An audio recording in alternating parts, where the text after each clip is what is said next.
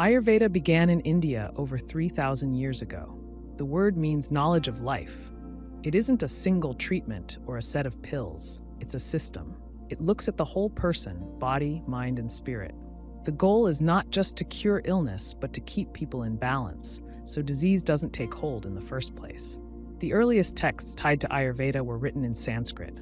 The most important ones are the Charaka Samhita, Sushruta Samhita, and Ashtanga Hridaya. These books laid out the principles of health and disease. They described how the body works, how food affects it, how seasons change its needs, and how thoughts and emotions can shift its balance. At the center of Ayurveda is the idea of doshas. These are three forces that govern the body. They're called Vata, Pitta, and Kapha. Each person has all three, but in different amounts. One might have more Vata, another more Kapha. This mix is called your Prakriti. It doesn't change, it's like your nature, but the doshas themselves do shift. When they fall out of balance, that's when problems begin. Vata is tied to air and space. It controls movement, breathing, heartbeat, blinking, even thoughts. When Vata is in balance, a person feels energetic and alert. When it rises too much, it can lead to anxiety, dry skin, constipation, and restlessness. Pitta is linked to fire and water. It handles digestion, metabolism, and temperature. Balanced Pitta makes a person sharp, focused, and warm. When it's too high, it can lead to anger, ulcers, inflammation, or skin rashes. Kapha is based in earth and water. It gives structure, strength, and lubrication. In balance, it brings calm, steadiness, and endurance. Too much Kapha can lead to sluggishness, weight gain, or depression. Ayurvedic treatment begins by finding the imbalance. A practitioner will ask questions about sleep, digestion, mood, and habits. They will look at the tongue, feel the pulse, and examine the skin and eyes. Diagnosis isn't just about finding a disease. It's about seeing the pattern behind the symptoms. Once the imbalance is clear, the treatment can begin. Ayurveda doesn't separate food from medicine. What you eat shapes your health. Certain foods increase Vata, others lower it. The same goes for Pitta and Kapha. A person with high Pitta might be told to avoid spicy foods and eat cooling things like cucumbers and sweet fruits. Someone with high Vata might need warm soups and cooked grains, not cold salads or raw vegetables. Herbs play a large role. Some are used to calm, others to stimulate. Ashwagandha is often given to reduce stress and build strength. Triphala, a blend of 3 fruits, supports digestion and elimination. Brahmi is used to sharpen memory and calm the mind. These herbs aren't usually taken alone. They're matched to the person, their dosha, and the season. Routine matters too. Ayurveda teaches that the body follows natural rhythms, day and night, the waxing and waning of the moon, the shift of the seasons. Good health means living in sync with those rhythms, waking before sunrise, eating the main meal at midday when digestion is strongest, sleeping early. Regular habits help settle the doshas. Irregular habits throw them off. Cleansing is another part of the system. The most intense form is called panchakarma. It involves massage, herbal steam, enemas, and other treatments meant to remove built-up waste, called ama. This isn't just physical. Ama can build in the mind too, old thoughts, stress, emotions not processed. Clearing it makes space for balance.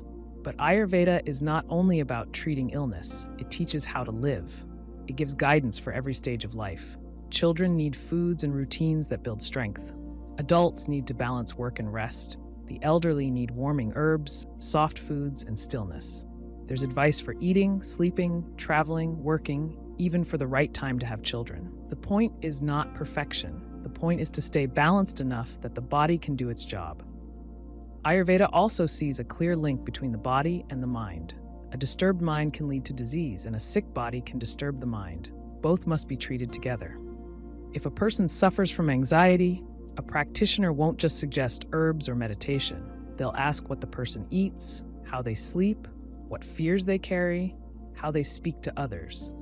Mental health is not separated from digestion, movement, or environment. Spiritual health is part of this too. Not in a religious sense, but as awareness. A person in good health knows themselves. They are present. They are not carried away by cravings or fears. Practices like meditation, chanting, or breath control, pranayama, help keep this awareness steady. These tools are not separate from medicine. They are part of it. Even the senses matter. Too much stimulation, loud noise, bright screens, Strong smells can throw the doshas off. The body wants balance through all 5 senses. That's why Ayurvedic treatments often involve oils, sounds, colors, and scents. Not to pamper, but to restore. You could picture a small home in ancient India. The sun rises and the household wakes early. A cup of warm water is drunk first. Oil is rubbed into the skin. A light walk follows. The day begins with a simple meal suited to the season. The person knows what keeps them steady. If they feel vata rising, they slow down. If pitta, they cool their food and mind. If kapha, they move more and eat less. This is not a cure for every problem, but a way to avoid many. The goal of Ayurveda isn't just to avoid death.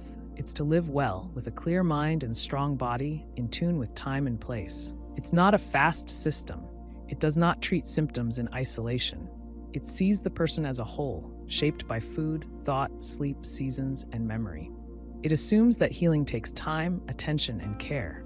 That is why it has lasted. Not because it fixes everything, but because it sees everything as connected. And in that, it gives people a way to live that goes beyond illness. It offers balance, and from that, health. In ancient Greece, doctors believed the body worked through 4 main fluids. They called these fluids humors. The humors were blood, phlegm, yellow bile, and black bile. Each one had its own traits. Blood was warm and moist, phlegm was cold and moist, yellow bile was warm and dry, black bile was cold and dry. When these humors stayed in balance, a person stayed healthy. When one humor became too strong or too weak, illness followed. This idea, known as the Humoral Theory, shaped how people understood the body for centuries. The Humoral Theory came from Hippocrates and his followers. They saw the body as a natural system, not one ruled by gods or spirits. They believed everything in nature had qualities, hot or cold, wet or dry. The humors matched these qualities. They also linked to seasons, foods, ages, and moods. For example, spring matched blood, which made people feel active and full of energy. Winter matched phlegm, which made people feel tired or dull. A person's body type and habits could make one humor stronger than the others. Doctors aim to bring the humors back into balance through diet, activity, and sometimes by removing fluids. Each humor linked to an organ and a personality type. Blood came from the heart and made people cheerful and social. Phlegm came from the brain and made people calm or sluggish. Yellow bile came from the liver and made people quick to anger. Black bile came from the spleen and made people serious or sad. These types, sanguine, phlegmatic, choleric, and melancholic, helped explain both behavior and illness. A doctor might say a person with dark moods had too much black bile. A person who got fevers often might have too much yellow bile. When someone got sick, doctors asked questions and watched for clues. Was the person hot or cold? Did they sweat or feel dry? Was their skin pale or flushed? Did they cough up mucus? What color was it? All these signs helped the doctor figure out which humor was out of line. They did not use tests or machines. They used touch, sight, and smell. They listened to the body the way a farmer watches the land. One common treatment was bloodletting. If a person had a fever, doctors believed they had too much blood. They cut a vein to let some out. They might also use leeches to draw blood more slowly. The goal was not to weaken the person, but to cool them down. If someone had too much phlegm, they might get warm foods and spices to dry it out. If yellow bile caused stomach cramps, they might take purgatives to flush it. If black bile caused sadness, they might walk in nature or listen to music to lift their mood. Diet was central. Foods also had qualities. Some were hot and dry, like garlic or wine. Others were cold and moist, like cucumbers or dairy. A doctor matched foods to a person's state. If a person had too much heat, they avoided hot, dry foods. If someone felt cold and weak, they got warm, moist meals. A person with too much phlegm might skip cheese and instead eat roasted meat with pepper. A melancholic person might eat root vegetables to ground them and avoid dry beans that made them feel heavier. Seasons changed the humors too. Summer increased yellow bile. People got sunburns and short tempers. They ate cooling fruits and stayed in the shade. Autumn brought dry winds and black bile. People grew quiet and reflective. Winter brought phlegm. People slowed down, ate warm soups, and rested more. Spring brought fresh blood. People felt lively and got nosebleeds more often. Doctors adjusted care with the season. They saw health as a cycle, not a fixed state. Age also shaped a person's humors. Children were full of blood. They laughed easily and had quick energy. Teenagers had more yellow bile. They could be bold, restless, or angry. Adults leaned toward black bile. They took on more duties and grew more serious. Elders carried more phlegm. They moved slower and caught colds more often. These shifts felt normal, not signs of sickness. Doctors treated age as a guide, not a limit. They might tell an older patient to eat warming foods or rest more often, but they didn't see age as a disease. Sleep, exercise, and emotions mattered too. Someone who slept too much might grow heavy with phlegm. Someone who stayed angry might build up yellow bile. Doctors often asked patients to avoid strong emotions. They saw the mind and body as one. If someone grieved too long, they risked falling into a melancholic state. If someone laughed too much, they might overheat their blood. Balance in mood mattered as much as balance in meals. A case might look like this. A man feels weak, can't focus, and doesn't eat well. He wakes up tired and has a pale tongue. His skin feels cold. The doctor says he has too much phlegm and not enough heat. He tells him to eat garlic and onions, drink hot teas, and walk briskly every morning. After a week, the man feels warmer and more alert. His appetite comes back. The balance shifts and his health returns. Another person, a woman with red eyes and headaches, might be told she has too much yellow bile. She gets a mild purgative and is told to eat cooked greens and avoid spicy food. Her symptoms ease over a few days. Doctors trained through apprenticeship. They read the texts of Hippocrates and Galen and learned to observe. They wrote case notes and watched patterns. Each case taught them more. They saw healing as a craft, not a formula. They adjusted care based on the weather, the town, the crops, and the patient's own rhythm. No two cases looked exactly the same, even if the symptoms matched. The humors gave a broad frame, but the work stayed personal. Some treatments seem strange now. People drank mixtures made from herbs, minerals, or even crushed insects. They used enemas, baths, and fasting. But the core idea stayed simple. Keep the body in balance. Watch nature. Act early.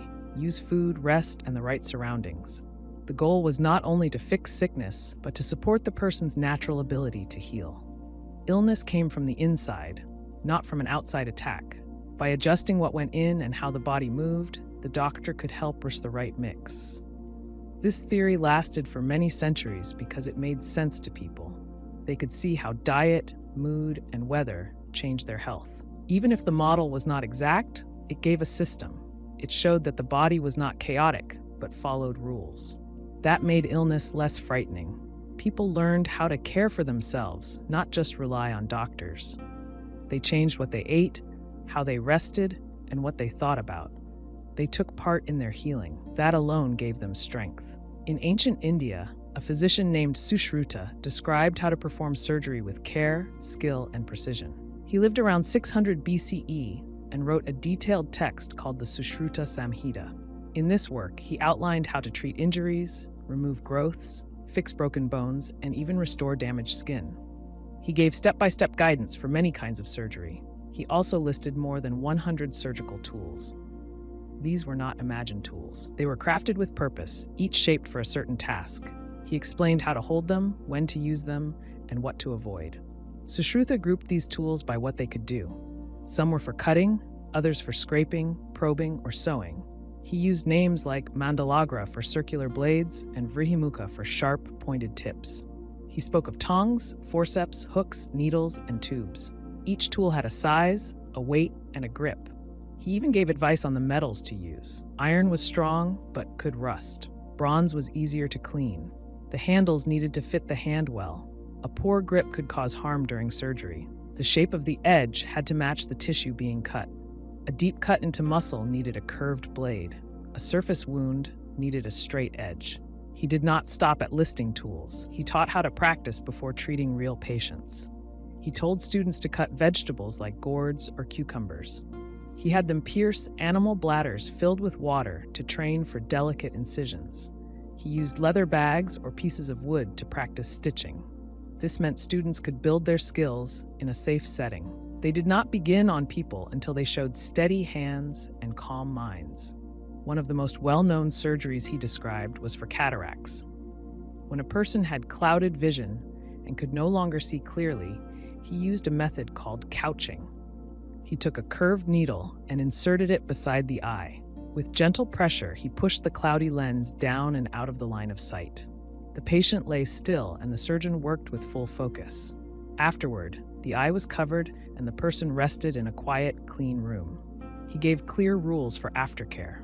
The patient had to avoid wind, smoke, strong light, and spicy food. If the healing went well, vision could return. If the lens moved back or if infection set in, vision might be lost. It was a high-risk procedure, but he made it as safe as possible with the tools and knowledge of the time. Sushruta also described how to treat wounds. He cleaned them with boiled water or honey. Honey kept insects away and slowed infection. He packed open wounds with herbs to stop bleeding. He knew when to stitch and when to leave a cut open to drain. He made rules about the room where surgery took place. It had to be quiet, well lit, and away from dirt or animals. He told assistants to wash their hands and wear clean clothing. The patient had to fast before major surgery. He even gave pain relief using wine and herbal smoke. He did not call it anesthesia, but he understood how to reduce pain. He repaired torn ears and noses. If a person lost part of the nose in battle or due to punishment, he could rebuild it. He used skin from the cheek or forehead. He shaped it to match the lost part. He stitched it in place and told the patient not to smile or move too much while healing. This was an early form of plastic surgery. He saw it not as vanity, but as a way to restore dignity and function. He treated fractures by setting bones and wrapping them in splints made from bark, cloth, or thin wood. He used pressure to push bones back into place. He checked for signs of swelling, infection, or poor alignment. If the bones did not heal right, the limb could lose its strength. So he watched patients over many weeks and changed the dressing as needed. He kept notes on how the break happened and how long it took to heal. He believed observation was as important as the tools used. Hemorrhoids, fistulas, and abscesses were common problems. He cut open swollen areas to let out pus. He drained them with tubes if they were deep. He described a special tool called Akshara Sutra, a medicated thread soaked in herbs. He inserted it into fistulas to slowly cut and heal them over time. This method is still used in parts of India today. He also taught how to treat ulcers and burns. He said not to rush. Let the wound speak. Is it red? Is it dry or wet? Does it smell?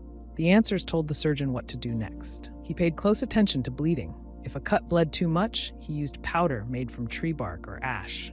He pressed it into the wound. If bleeding still did not stop, he heated a metal rod and cauterized the spot. This burned the vessel shut. It was painful, but it saved lives. He also noted the signs of hidden bleeding.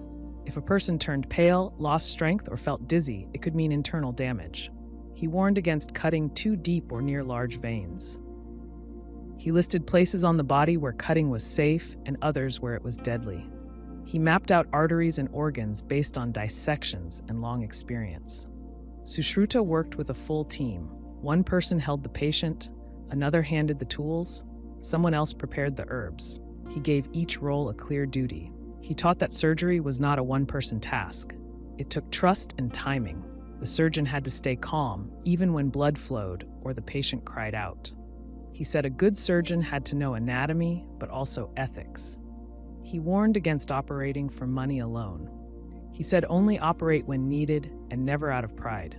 He taught that a surgeon should rise early, eat simple food, and avoid anger. His hands should be steady, nails clean, and voice soft. He should speak with the patient before the procedure. Explain what will happen. Ease their fear. Trust between doctor and patient was part of the healing. He also believed in daily learning. He said a surgeon must always observe nature, learn from failure, and respect the human body.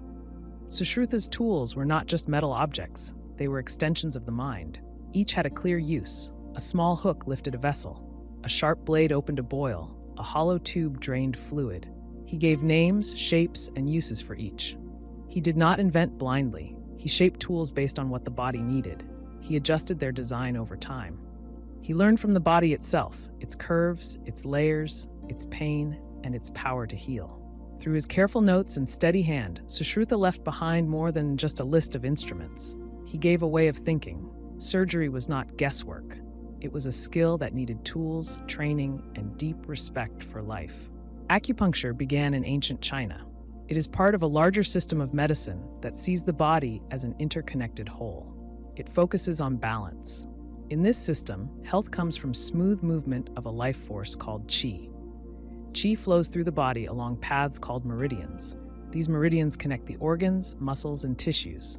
When qi moves well, the body works as it should. When it gets stuck or weak, problems begin. Acupuncture uses thin needles to guide qi. The goal is not to numb pain or remove symptoms alone, but to restore the flow and bring the body back into balance. Practitioners of acupuncture learn where these meridians run. There are 12 main meridians, each linked to an organ, such as the heart, lungs, or stomach. Along each meridian lie points where qi can be accessed.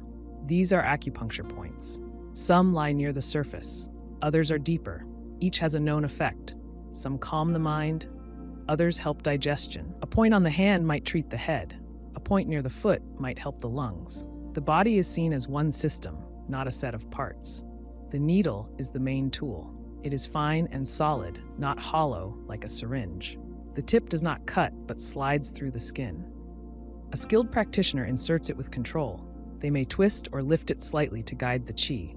Some points feel like a soft pinch. Others give a dull ache or a brief surge, like a pulse. These feelings are signs that the needle has reached the right spot. The sensation is called qi. It means getting the qi. Once it is felt, the body begins to respond. Sessions last between 20 to 40 minutes. The person lies still while the needles stay in place. The room stays quiet. The body shifts toward rest. Breathing slows. Muscles release. Some people feel warmth in their limbs. Others feel heavy or floaty. The changes are not always dramatic. The goal is to support the body's own repair. A sore neck may ease after one session. Chronic pain or long-term imbalance may take more visits. Before treatment, the practitioner asks many questions. They look at the tongue and feel the pulse. They ask about sleep, digestion, mood, and energy. The tongue might show a thick coating or red tip. The pulse might feel slippery, tight, or thin. These details guide the diagnosis. Two people with the same pain may get different treatments. One might need points to move stuck qi. The other might need points to build strength. The plan fits the person, not just the problem. A common case might be someone with headaches. They feel tightness at the temples, worse with stress. The practitioner finds the liver meridian involved. They choose points on the feet and hands to release that tension. Another person comes with stomach trouble. They feel bloated and tired after eating.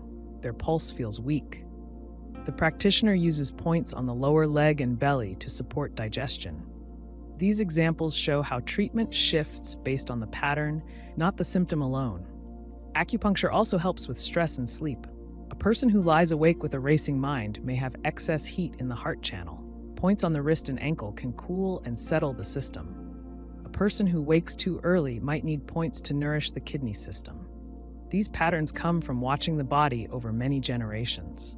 The terms may sound old, but they describe real states. Heat, cold, dampness, and wind are ways to track changes inside the body. Some treatments use more than needles. Moxibustion is one example. It uses dried mugwort, burned near the skin or on the needle. The warmth moves qi and blood. It helps cold limbs, low energy, or pain made worse by cold weather. Cupping is another method. Cups go on the skin and pull up the tissue. This brings blood to the surface and clears stagnation. You might see round marks afterward, but they fade. Gua sha uses a tool to scrape the skin, often on the back or neck. It breaks up tight areas and moves stuck qi. These methods may sound different, but they all follow the same idea: restore flow, reduce blockages, and support the body's rhythm. The number of treatments depends on the case. Some people feel change after one session. Others come once a week for several months. The practitioner watches for signs of progress: less pain, better sleep, stronger appetite, more stable moods. These are all signs the system is returning to balance. Acupuncture does not force the body to change. It gives the body a gentle nudge. Children and elders can receive acupuncture. In younger patients, the needles are fewer and gentler. Sometimes they are not used at all. Practitioners may tap, rub, or use tiny seeds taped to points on the ear. For elders, treatment may focus on support rather than stimulation. The aim is to keep qi strong and steady. In both cases, care is taken to respect the person's limits. Not all problems respond the same way. A broken bone still needs to be set.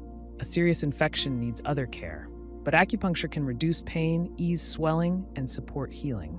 After surgery, it may help with nausea or sleep. During illness, it may build strength.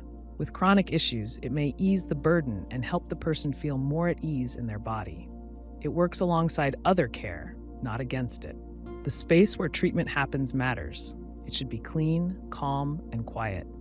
The table should be firm but comfortable. The light should not glare. The practitioner should speak clearly and listen closely. The person should feel safe and unhurried. These details are not just for comfort. They affect how the body responds. A tense room can block the very changes the treatment tries to bring. Acupuncture is a skill that grows over time. Practitioners study the meridians, the pulse, the tongue, and the classic texts. But they also study people. They learn to notice small shifts, a change in skin color, a line on the face, the sound of a breath. They do not chase disease. They follow patterns. They listen for the body's story, and then they act with care. The needles are simple tools. They do not carry medicine. They do not cut. Yet in the hands of someone trained, they speak to the body. They say, move here, release this, rest now. And the body, if ready, listens. In early medicine from both China and India, doctors saw the mind and body as part of the same system. They believed that thoughts, emotions, and physical health were deeply connected. A calm mind supported a strong body. A restless or troubled mind could weaken it. These ideas came long before brain scans or lab tests. They came from watching how people changed in health and mood over time. Now, modern research in psychoneuroimmunology confirms what these traditions observed centuries ago. The mind can affect the immune system, the nervous system, and even how cells repair damage. In traditional Chinese medicine, each organ had a physical job and an emotional one. The heart managed blood but also joy. The liver stored blood and processed anger. The lungs moved breath and also carried grief. When emotions ran too strong or stayed too long, they could affect the organ. A person who held in anger might feel chest tightness or headaches. Someone stuck in sadness could feel short of breath or catch colds more often. The system made no hard line between mental and physical symptoms. They moved together. In Ayurvedic medicine from India, the mind was called Manas. It worked with the body's three doshas, Vata, Pitta, and Kapha. Each dosha had a mental and physical side. A person with too much Vata might feel anxious and also get gas or joint pain. Pitta could bring sharp focus but also anger and ulcers. Kapha gave calm but could also lead to dullness and weight gain. Ayurvedic doctors looked at how the mind affected digestion, sleep, pain, and energy. A disturbed mind could upset any of these.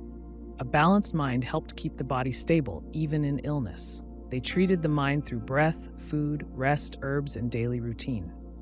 A person with racing thoughts might be told to wake up with the sun, avoid cold foods, and practice steady breathing. A person with low mood might be told to move more, eat warming spices, and get more light during the day. These were not just mood fixes. They aimed to shift the whole system. By working with the body, the mind could ease. By settling the mind, the body could heal faster. These traditions paid close attention to stress. Though they didn't use that word, they described what we now call the stress response. When a person felt threatened, even by thought alone, their breath quickened, muscles tensed, and digestion paused. If that state lasted too long, it drained the system. People would lose sleep, fall sick, or feel exhausted. In both Chinese and Indian systems, treatments for stress were core to daily health. They were not saved for crisis. They were used to keep people strong and stable. Now, science shows how that works. When a person feels afraid or anxious, the brain sends signals through nerves and hormones. These reach the heart, lungs, gut, and immune system. They prepare the body to fight or flee. That works well for short danger, like a wild animal. But modern life brings long, slow pressures. Work stress, family worries, money problems, these can last for weeks or months.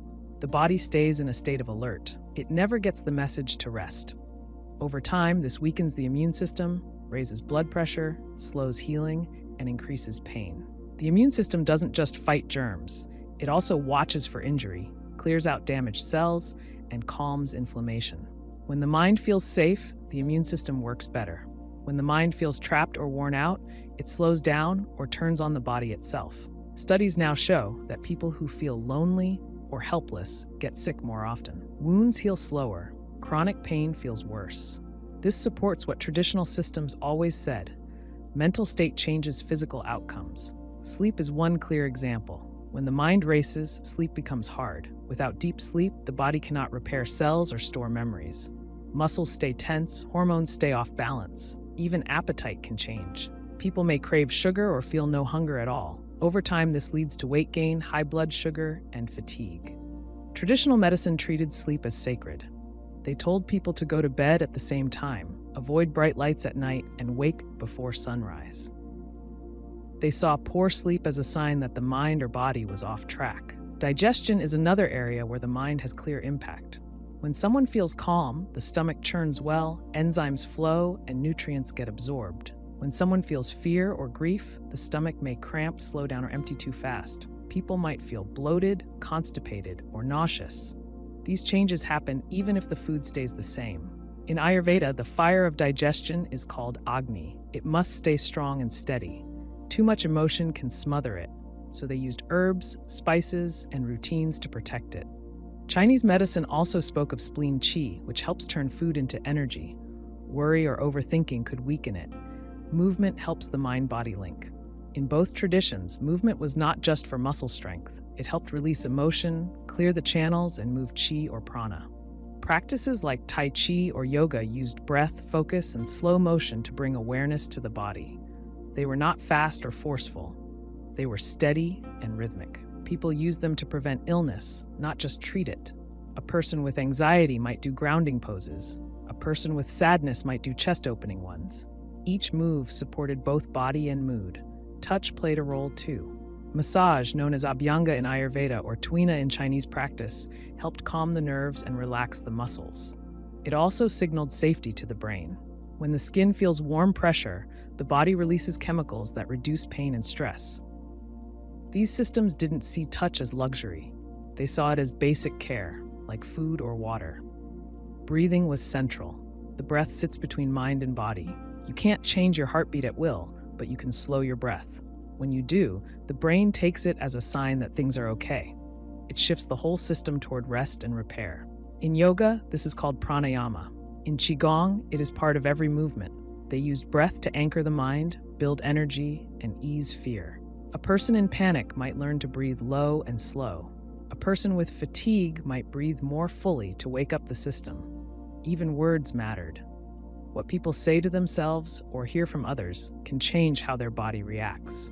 Traditional doctors used calm voices and clear instructions. They did not rush. They treated the person as a whole, not as a problem to fix. This sense of safety and respect also affects outcomes. Modern studies now show that a caring relationship with a provider can lower pain, improve mood, and even change immune markers. When ancient systems spoke of balance, they meant balance in all things, not just in food, but in thought, feeling, rest, and action. A person who worked too much, felt alone, or stayed angry would fall out of balance even with a good diet. A person who felt peace and purpose could stay strong even through illness. The connection between mind and body was not an idea. It was the basis of care. People have used plants to treat illness for thousands of years. Long before pharmacies or pills, healers looked to the natural world for relief. They watched animals chew certain leaves when sick. They noticed which plants eased fever, helped wounds close, or made sleep come faster. These observations became part of everyday life. Each region had its own set of herbs. What grew nearby shaped what people used. This became the basis of herbal pharmacology, the practice of using plants to support health. Some herbs were used across cultures because they worked so well.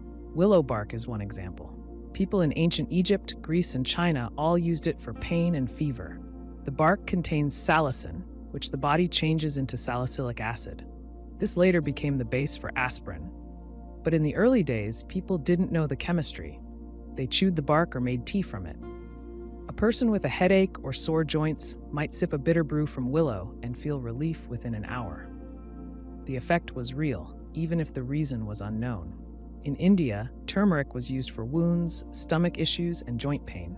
Its bright yellow root could be applied as a paste or cooked into food. It had a warm, slightly bitter taste and supported digestion. Healers used it after childbirth, during colds, or for skin problems. Today, we know turmeric contains curcumin, which helps lower inflammation. But long before this was proven, it was already part of daily care. In China, ginseng was prized for building strength and energy. It grows slowly and has a root shaped like a person. This shape led people to believe it worked on the whole body. It was given to people recovering from illness or to the elderly to support stamina. It could be cooked in broth, sliced and chewed, or added to tea. Some roots were kept for years and used only during severe illness. Ginseng doesn't work like caffeine. It doesn't spike energy.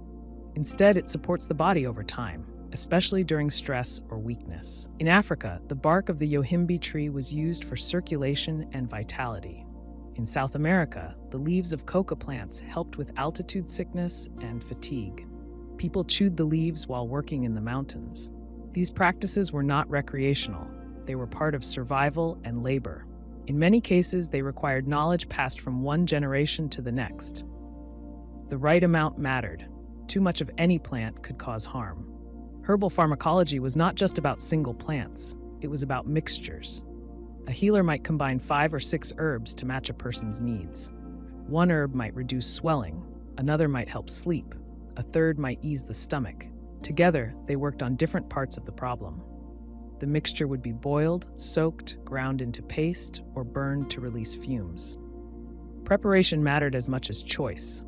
In many systems like Ayurveda or traditional Chinese medicine, herbs were given based on the person's type, not just the illness.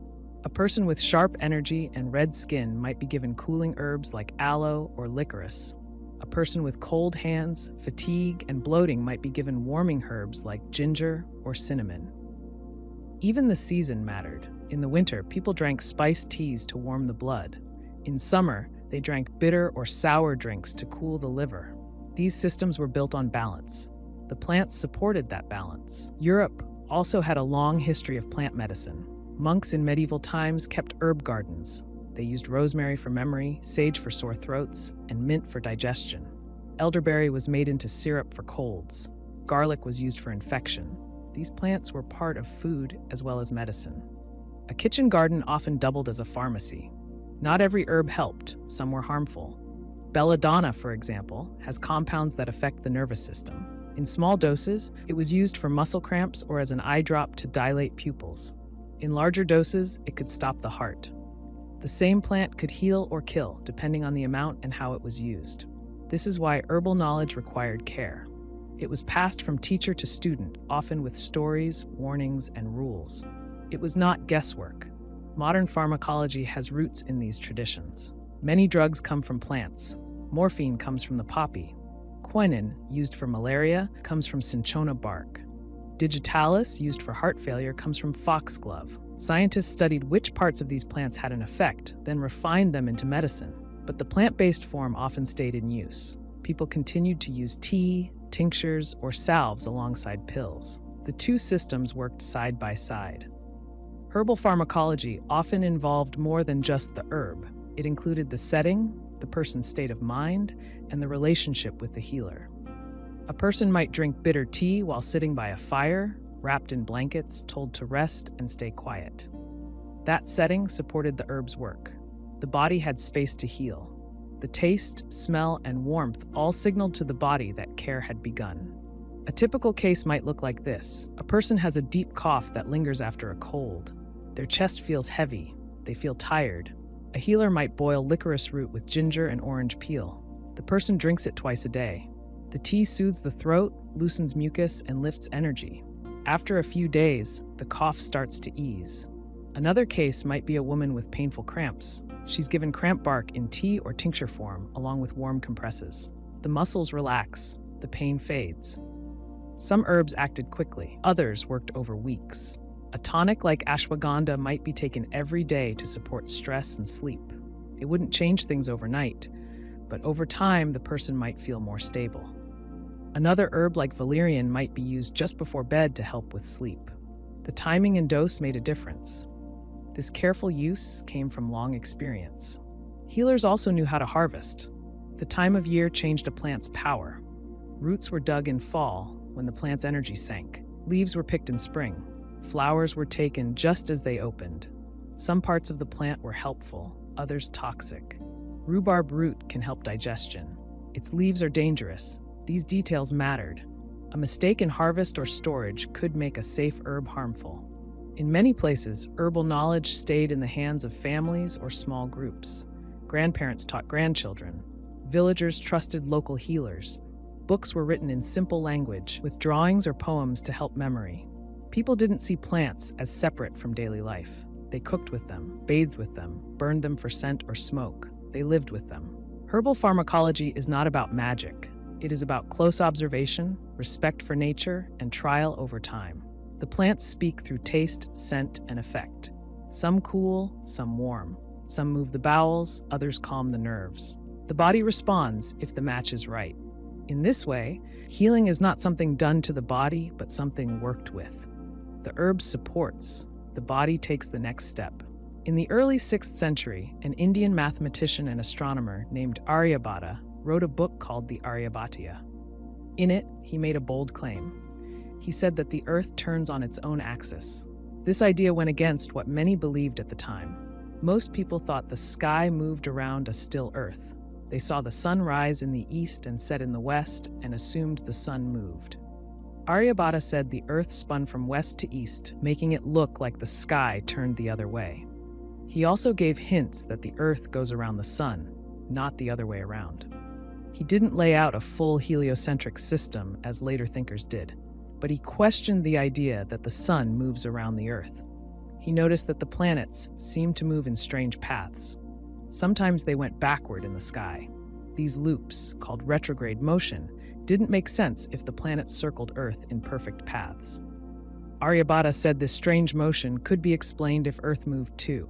He gave numbers for how long it takes Earth to rotate and orbit. He said the Earth turns once every 23 hours, 56 minutes, and a little more than 4 seconds.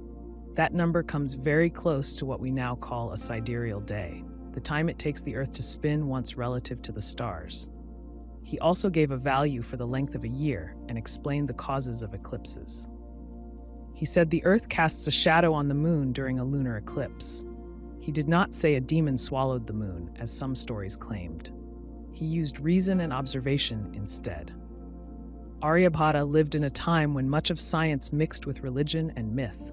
Many people thought the Earth sat still at the center of the universe. They said the heavens turned around it, driven by gods or unseen forces. Aryabhata did not use these ideas. He used math and logic. He studied how stars moved over time. He made models to match their patterns. He saw that a turning Earth explained much of what people saw in the sky without extra steps. One of his key ideas was that the motion of the stars is not real, but only seems real to someone standing on Earth. This is the same principle people use today to explain why the sun seems to rise and set. If you sit in a moving car and watch trees go by, it looks like the trees are moving. But you know the car moves, not the trees. Aryabhata applied the same logic to the sky. The stars seem to rise and move because we are the ones turning. He also worked out that the Earth is round and not flat. He said it is shaped like a sphere and hangs in space. He gave estimates for the Earth's diameter and the size of the moon and planets. His numbers were not exact by modern standards, but they showed careful thinking. He did not rely on belief. He relied on watching, measuring, and calculating. He placed the sun at the center of what he called the solar system of sorts, but in a way that kept some older models for ease of calculation. He used a mix of geocentric and heliocentric ideas. Still, he understood that the sun plays a central role. He explained that the light of the moon and planets is reflected sunlight. They do not shine on their own. He used this idea to explain phases of the moon. When part of the moon is lit and part is dark, it is because of how the sun hits it and how we view it from Earth. In his system, the Earth spins, the moon goes around the Earth, and the planets move in paths that respond to the motion of Earth and the sun. He didn't break completely from older models, but he opened the door to a new way of thinking. He asked questions few others dared to ask in his time. Why do planets move the way they do? What if the Earth is not the center? What if movement in the sky is a sign of Earth's own motion? He also made tools for his studies. He used the gnomon, a stick that casts a shadow, to track the sun's path. He watched eclipses and kept notes on when they happened. He used trigonometry to measure angles in the sky. He built tables to predict where the planets would appear. These tools helped others follow his work and test his ideas.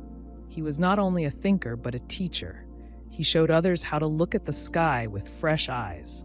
Many of his ideas did not spread widely outside India at first. In Europe, the geocentric model remained strong for centuries.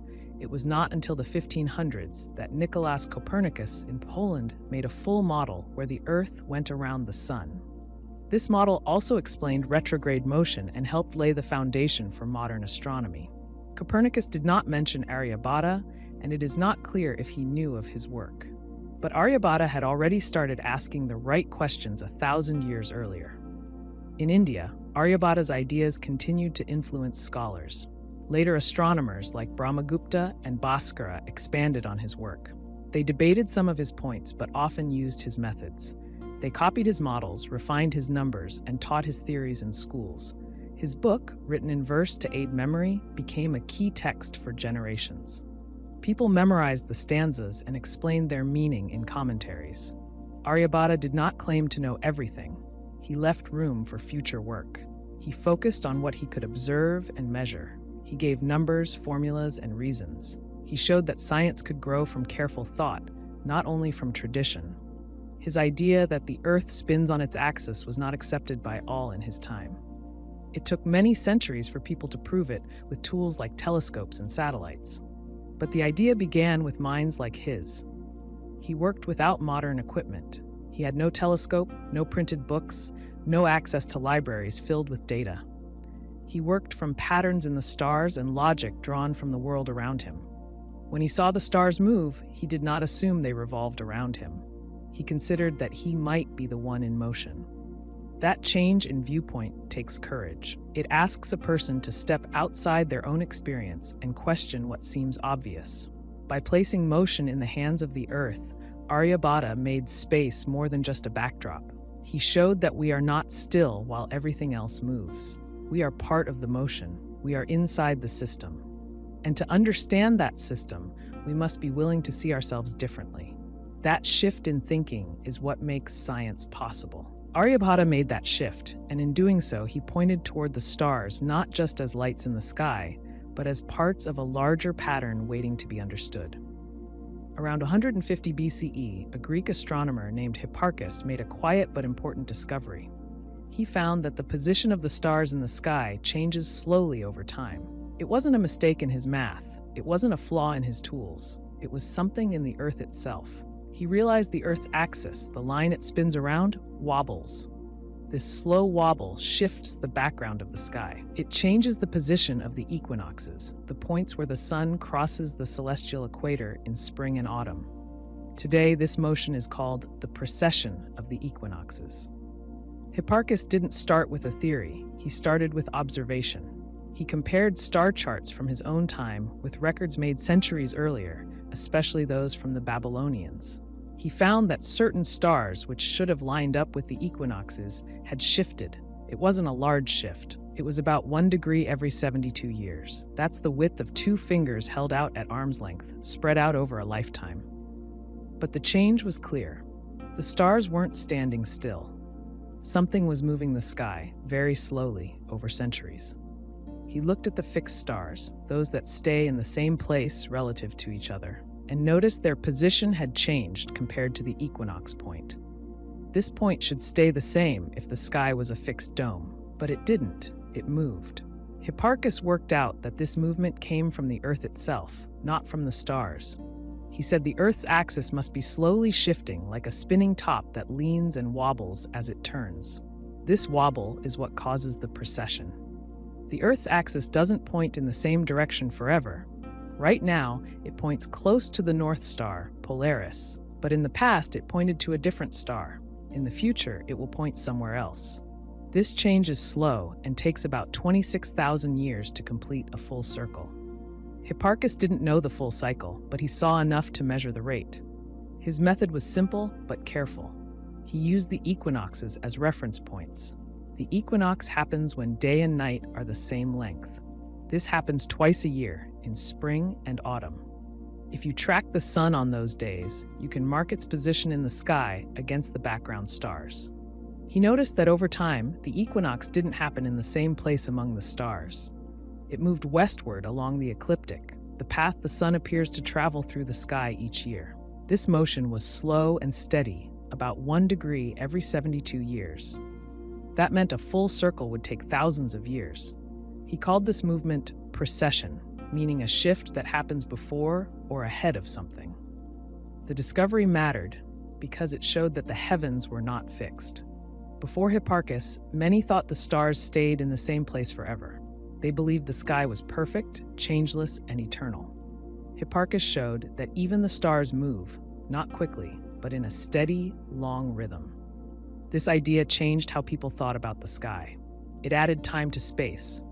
It meant that the sky seen by one generation would not be the same for the next. The constellations would slowly shift. The pole star would change.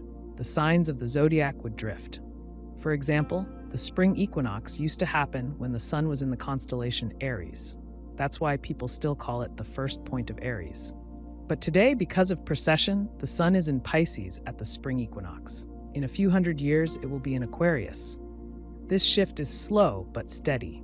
It's not visible in a single year, but over centuries it becomes clear. Hipparchus was the first to notice it and describe it clearly. He used simple tools for his work. He used an armillary sphere, a model of the sky made of rings, and a dioptra, an early kind of sighting device. These helped him measure angles between stars. He wrote down his results with care. He made tables of star positions and created a star catalog with more than 800 stars. He gave their locations using coordinates based on the celestial equator and poles. This work became the foundation for later astronomy. Hipparchus also improved the understanding of the length of the year. He noticed that the tropical year, the time between one spring equinox and the next, is slightly shorter than the sidereal year, the time it takes the Earth to orbit the sun relative to the stars. This difference, about 20 minutes, comes from precession. Because the equinox point shifts, the sun has to travel a bit less each year to return to the same seasonal point.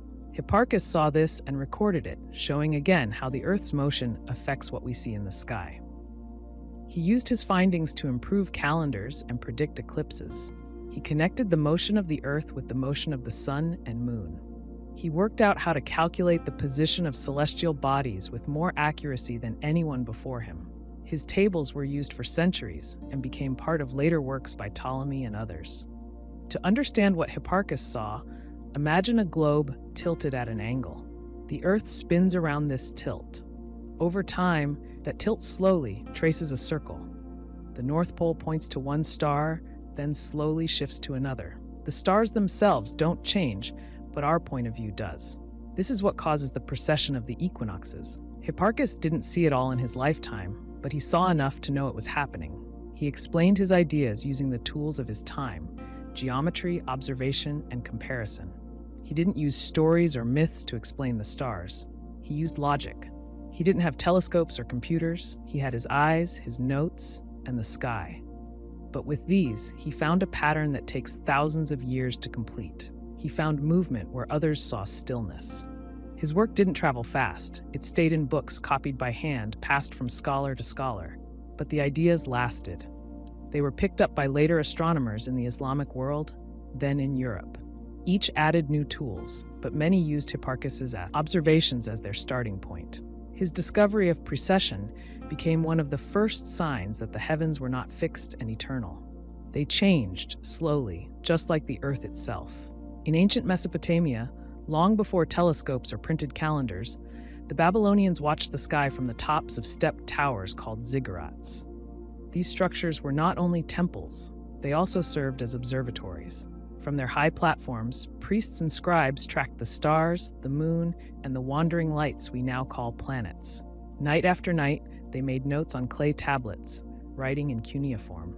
Over centuries, they built a record of the sky that became one of the earliest examples of astronomy based on careful, repeated observation. The Babylonians did not think of the stars only as symbols or signs from gods. They believed the sky followed patterns. By watching closely and recording what they saw, they noticed that the same events happened again and again. A bright star might rise just before dawn at a certain time each year. The moon might grow full and dark again after a set number of days. Planets moved slowly against the background of fixed stars, but in ways that could be tracked and even predicted. These patterns were not always simple, but with time, patience, and a strong habit of writing things down, the Babylonians learned how to follow them. One of their main interests was the moon. They watched it pass through phases and measured how long it took to return to the same shape. They worked out that the lunar month lasted about 29.5 days. They used this to build a calendar and to track when to hold festivals or plant crops. They also learned how to predict eclipses. They saw that a solar eclipse could only happen at a new moon and a lunar eclipse only at a full moon. But not every full or new moon brought an eclipse. They found that eclipses followed a cycle, a pattern that repeated every 18 years or so. This cycle, now called the Saros cycle, allowed them to say when and where an eclipse might occur, long before they could explain why. They also tracked planets.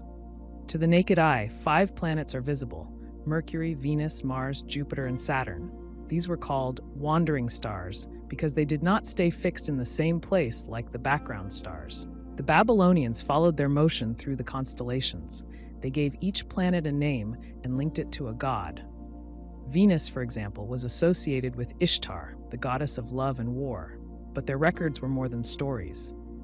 They measured how many days it took for a planet to go from one point in the sky back to the same point. They tracked retrograde motion, where a planet seems to move backward for a time. This effect confused many early observers, but the Babylonians recorded it and used math to predict it. They created star catalogs, lists of stars and constellations arranged by location and season. They noted when each star rose or set, and in what part of the year. They divided the sky into 3 main paths, one for the northern stars, one for the middle, and one for the southern. These paths helped them describe where events in the sky took place. Over time, they began to divide the path of the sun into 12 parts. These became the signs of the zodiac. Each sign matched a group of stars and covered about 30 degrees of sky. The Babylonians used this system not just for stargazing, but to time rituals, predict floods, and offer advice to kings. The top of a ziggurat gave a clear view in every direction. With no streetlights or city glare, the stars stood out sharply. The priests used simple tools, strings, rods, sighting devices made of wood or stone. They marked the position of stars as they rose or set near the horizon. They measured angles with their hands or with shadow casting tools. They used a base 60 number system, which made it easy to divide circles into 360 degrees. That same system is still used today in clocks and geometry. The sky served as both a clock and a calendar. The Babylonians timed months by the moon and years by the sun. When the two did not line up, they added extra months to keep the seasons in place. Their calendar was not perfect, but it worked well enough for farming, trade, and worship. Their predictions of eclipses and planetary events gave them authority. Kings and generals listened to their warnings. If Mars rose in a certain part of the sky, it might mean war. If Venus disappeared, it could mean a queen's health was in danger. Whether the predictions were right or not, the methods behind them were based on patterns, not guesses. The clay tablets they left behind tell us what they saw and how they thought. Some tablets simply list numbers and dates. Others give detailed descriptions of planetary motion. A few show charts or diagrams. These were not meant for display. They were working documents, copied and updated over generations. One well-known set of texts, called the Enuma Anu Enlil, collected omens and star signs. Another set, the Mul Apin, listed stars and constellations and gave rules for watching them.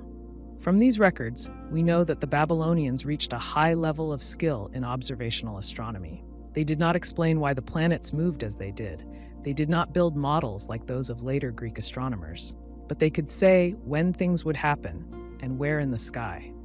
They worked from what they could see and measure, not from stories alone. Their strength was in data, long lists of dates, patterns, and outcomes. Their work laid the groundwork for later systems in Greece, India, and the Islamic world. The observatories at the tops of ziggurats were not like modern science labs. They had no telescopes, no charts on the wall, no desks filled with gadgets, but they had open sky, steady hands, and a culture that valued memory and writing.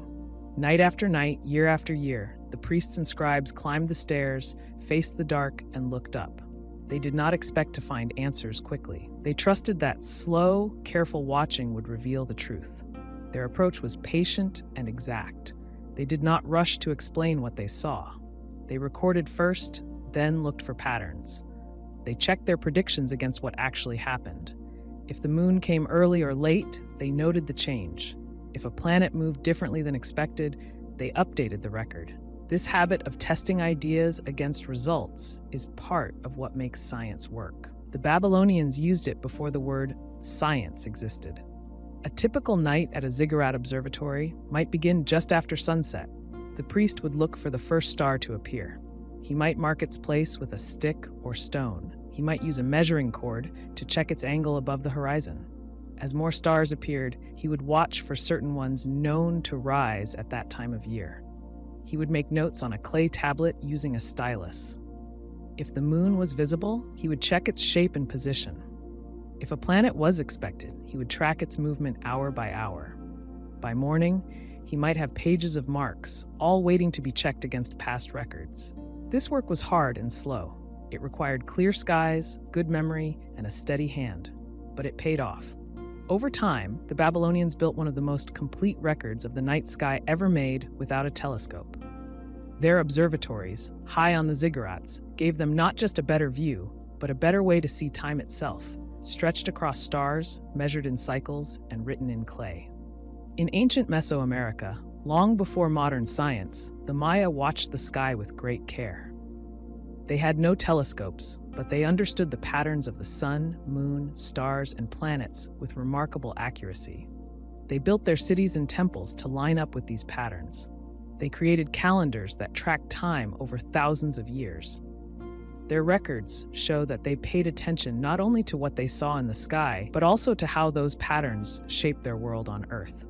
Their work combined observation, math, and meaning in ways that made astronomy part of daily life. The Maya believed that time moved in cycles. They did not see time as a straight line. They saw it as something that repeated. The sun rose and set, the moon waxed and waned, Venus appeared, vanished, and returned. These cycles shaped their calendars, their rituals, and their sense of history. They tracked short cycles, like the number of days in a month, and long cycles that lasted hundreds or even thousands of years. One of their main calendars was the 260-day ritual calendar, known today as the Tzolk'in. It was made of two smaller cycles that moved together, one of 13 numbers and one of 20-day names. Each day had a number and a name, like 7 deer or 12 reed.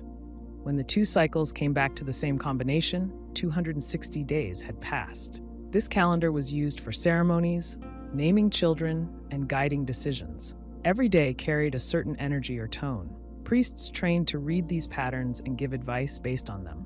They also used a 365-day solar calendar, called the Hab.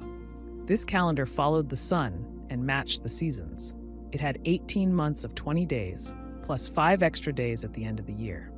These last 5 days were seen as dangerous or unstable, a time to stay careful. The Maya watched the sun's path through the sky to keep this calendar accurate. They knew when the sun rose at its farthest north and farthest south point on the horizon. These points marked the solstices. They noticed when the sun passed directly overhead at noon. This happened once or twice a year, depending on how far north or south you were. In cities near the equator, they marked these days by building temples with roof openings that let in sunlight at just the right angle. They tracked the moon as well. They recorded its phases and how long it took to return to the same phase. A full cycle from one full moon to the next lasts about 29.5 days. The Maya noticed that 81 lunar months are almost the same as 292 days, or about 6.5 solar years.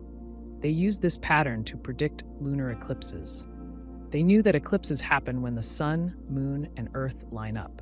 By tracking the timing and place of past eclipses, they could say when future ones might come.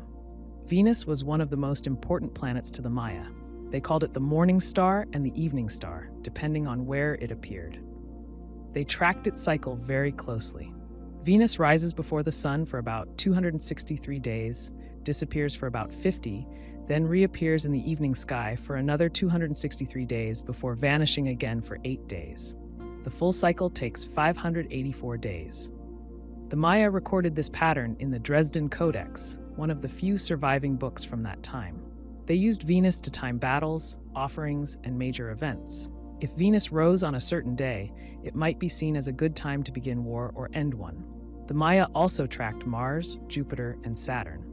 These planets move more slowly, but their paths across the sky follow patterns too. The Maya noticed retrograde motion when a planet appears to move backward for a short time before resuming its path. This puzzled early skywatchers in many cultures. The Maya recorded it with precision. They didn't offer a physical model to explain it, but they saw that the same movements returned over time, and they used that to plan. They did not write with letters, but with symbols called glyphs. Some glyphs marked days or months. Others described events in the sky. They carved these glyphs into stone, painted them in books, and wrote them on walls. Many of their writings mix time, astronomy, and history. A date might say when an eclipse happened and also what ceremony took place that day. This shows how closely they tied sky events to daily life and belief. The Maya created a system for counting days over very long periods. It is now called the long count. This system used a base 20 and base 18 structure to count days in blocks. One cycle, called a Baktun, lasts about 394 years. The start of the current long count cycle is August 11th, 314 BCE in the modern calendar. The Maya saw this date as the beginning of the present world. They believed the world had started and ended before, and that this cycle too would end and restart. The cycle that ended in 2012 gained attention in modern times, but for the Maya, it was not an end of the world. It was the end of one cycle and the start of another. They built observatories to support their work. These were not tall towers with domes, but buildings aligned with the sky. One example is the structure at Uxmal called the Governor's Palace. It points to the spot on the horizon where Venus rises at certain points in its cycle. Another is the observatory at Chichen Itza, a round building with windows placed to mark solar and planetary events.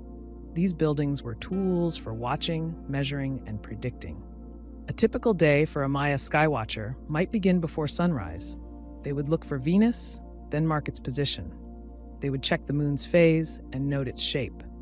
As the sun rose, they might use a shadow casting tool or watch where the light fell inside a temple. They would mark the date, compare it to past records, and decide what it meant for rituals or leadership. This kind of work required training, patience, and care. Their math helped them handle large numbers. They used dots for ones and bars for fives. A shell symbol meant zero, one of the earliest known uses of a true zero. They used this system to add, subtract, and track long-time cycles. They could count days far into the past or future and line them up with sky events. The Maya watched the sky not as passive viewers, but as participants. They believed the movements of the heavens shaped events on Earth. Their kings tied their power to these cycles. Ceremonies took place at the right time, not by guess, but by calculation. Their understanding did not come from instruments or modern physics. It came from close, repeated observation, tested over generations, and passed on in stone, paint, and spoken memory. Long before clocks or printed calendars, people watched the sky to keep time. They saw the moon change shape night by night. It grew from a thin crescent to a full circle, then shrank again to darkness. These changes happened in a steady cycle, lasting about 29.5 days. Early cultures across Mesopotamia, Egypt, and China used this pattern to mark time. They built lunar calendars by counting the days between new moons. These calendars helped people plan farming, trade, rituals, and festivals. They offered a way to match human life with the rhythm of the sky. In Mesopotamia, scribes and priests tracked the moon to guide temple rituals and city life. The first sighting of the new moon marked the start of each month. They sent watchers to the rooftops or high ground to look for the thin crescent, just after sunset. If clouds blocked the sky, they waited a day or two, but kept the cycle as regular as they could. They gave each month a name and recorded the moon's progress on clay tablets. They used a 12-month year, with months of 29 or 30 days. Since a lunar year is shorter than a solar year, they sometimes added an extra month to keep the seasons in place. Without this correction, the calendar would drift. Over time, spring would arrive in what was once a winter month. The calendar mattered for more than just farming.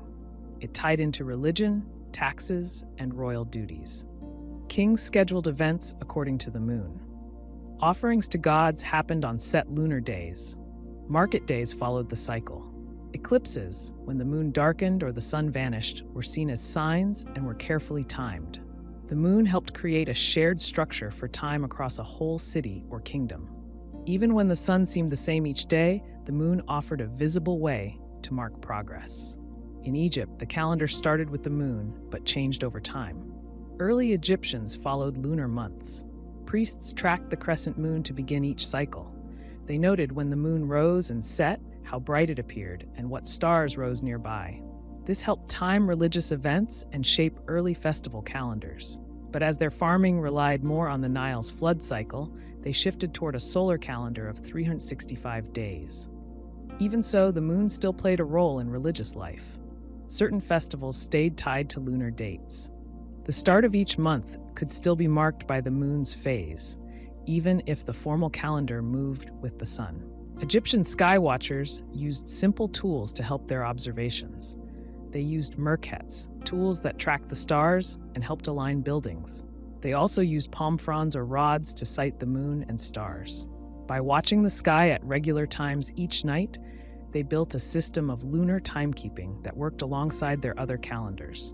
Though they leaned toward the solar year, they did not forget the moon.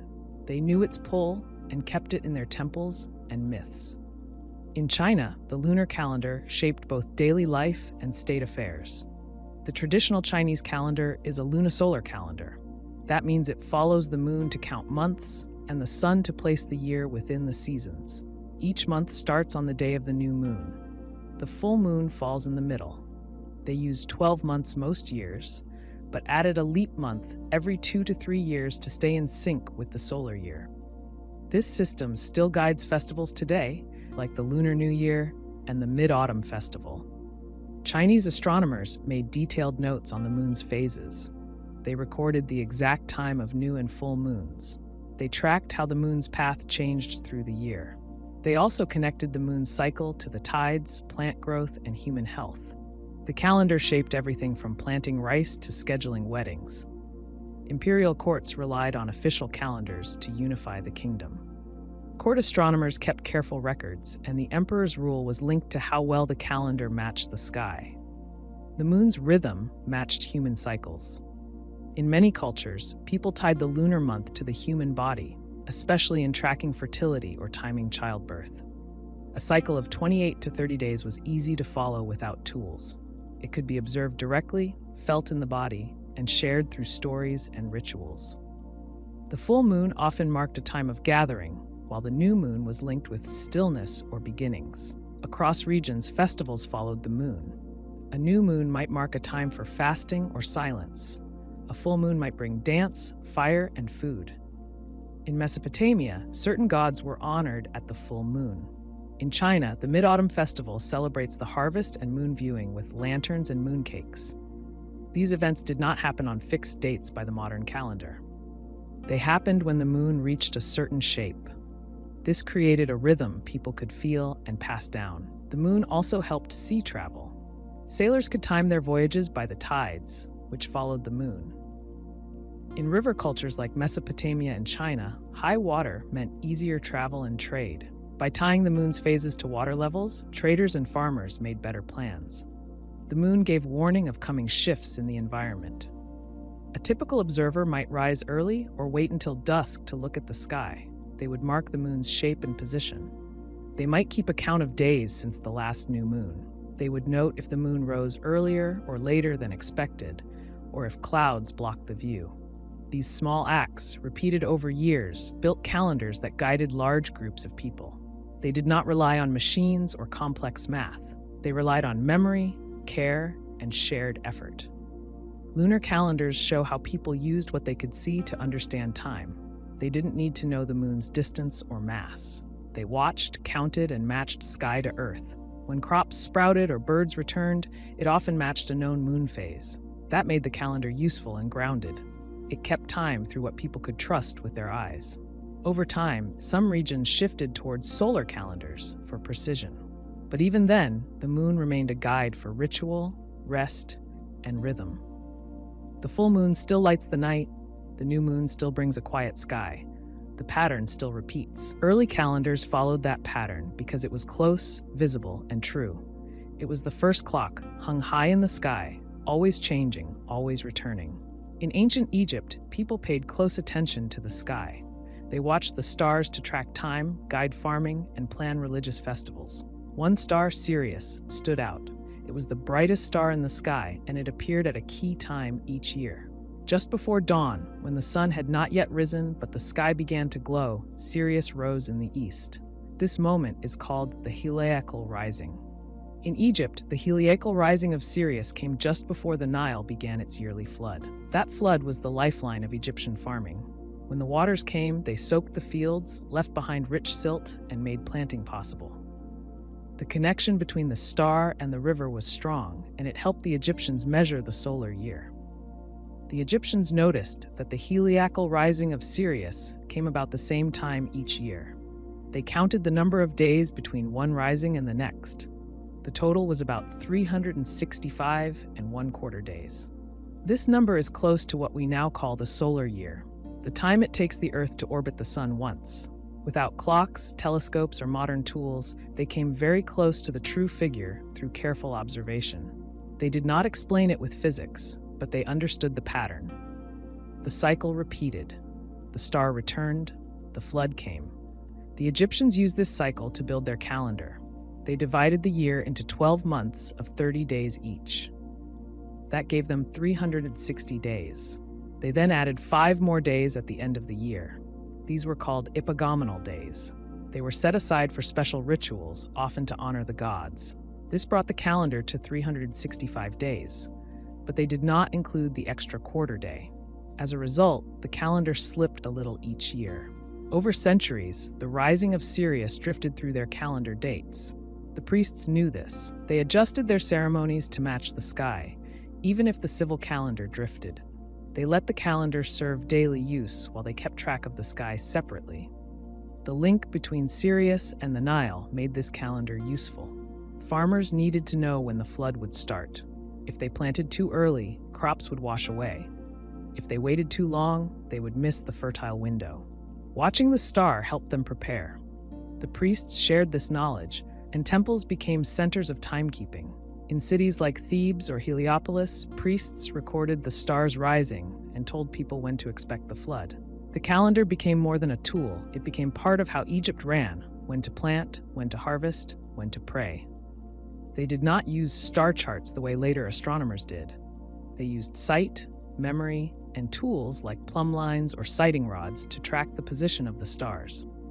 A priest might stand on a temple roof before dawn, look toward the eastern horizon, and wait for the faint light of Sirius.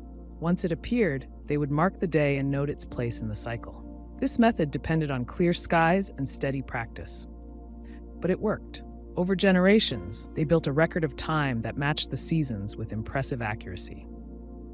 The Egyptians called Sirius Sopdet.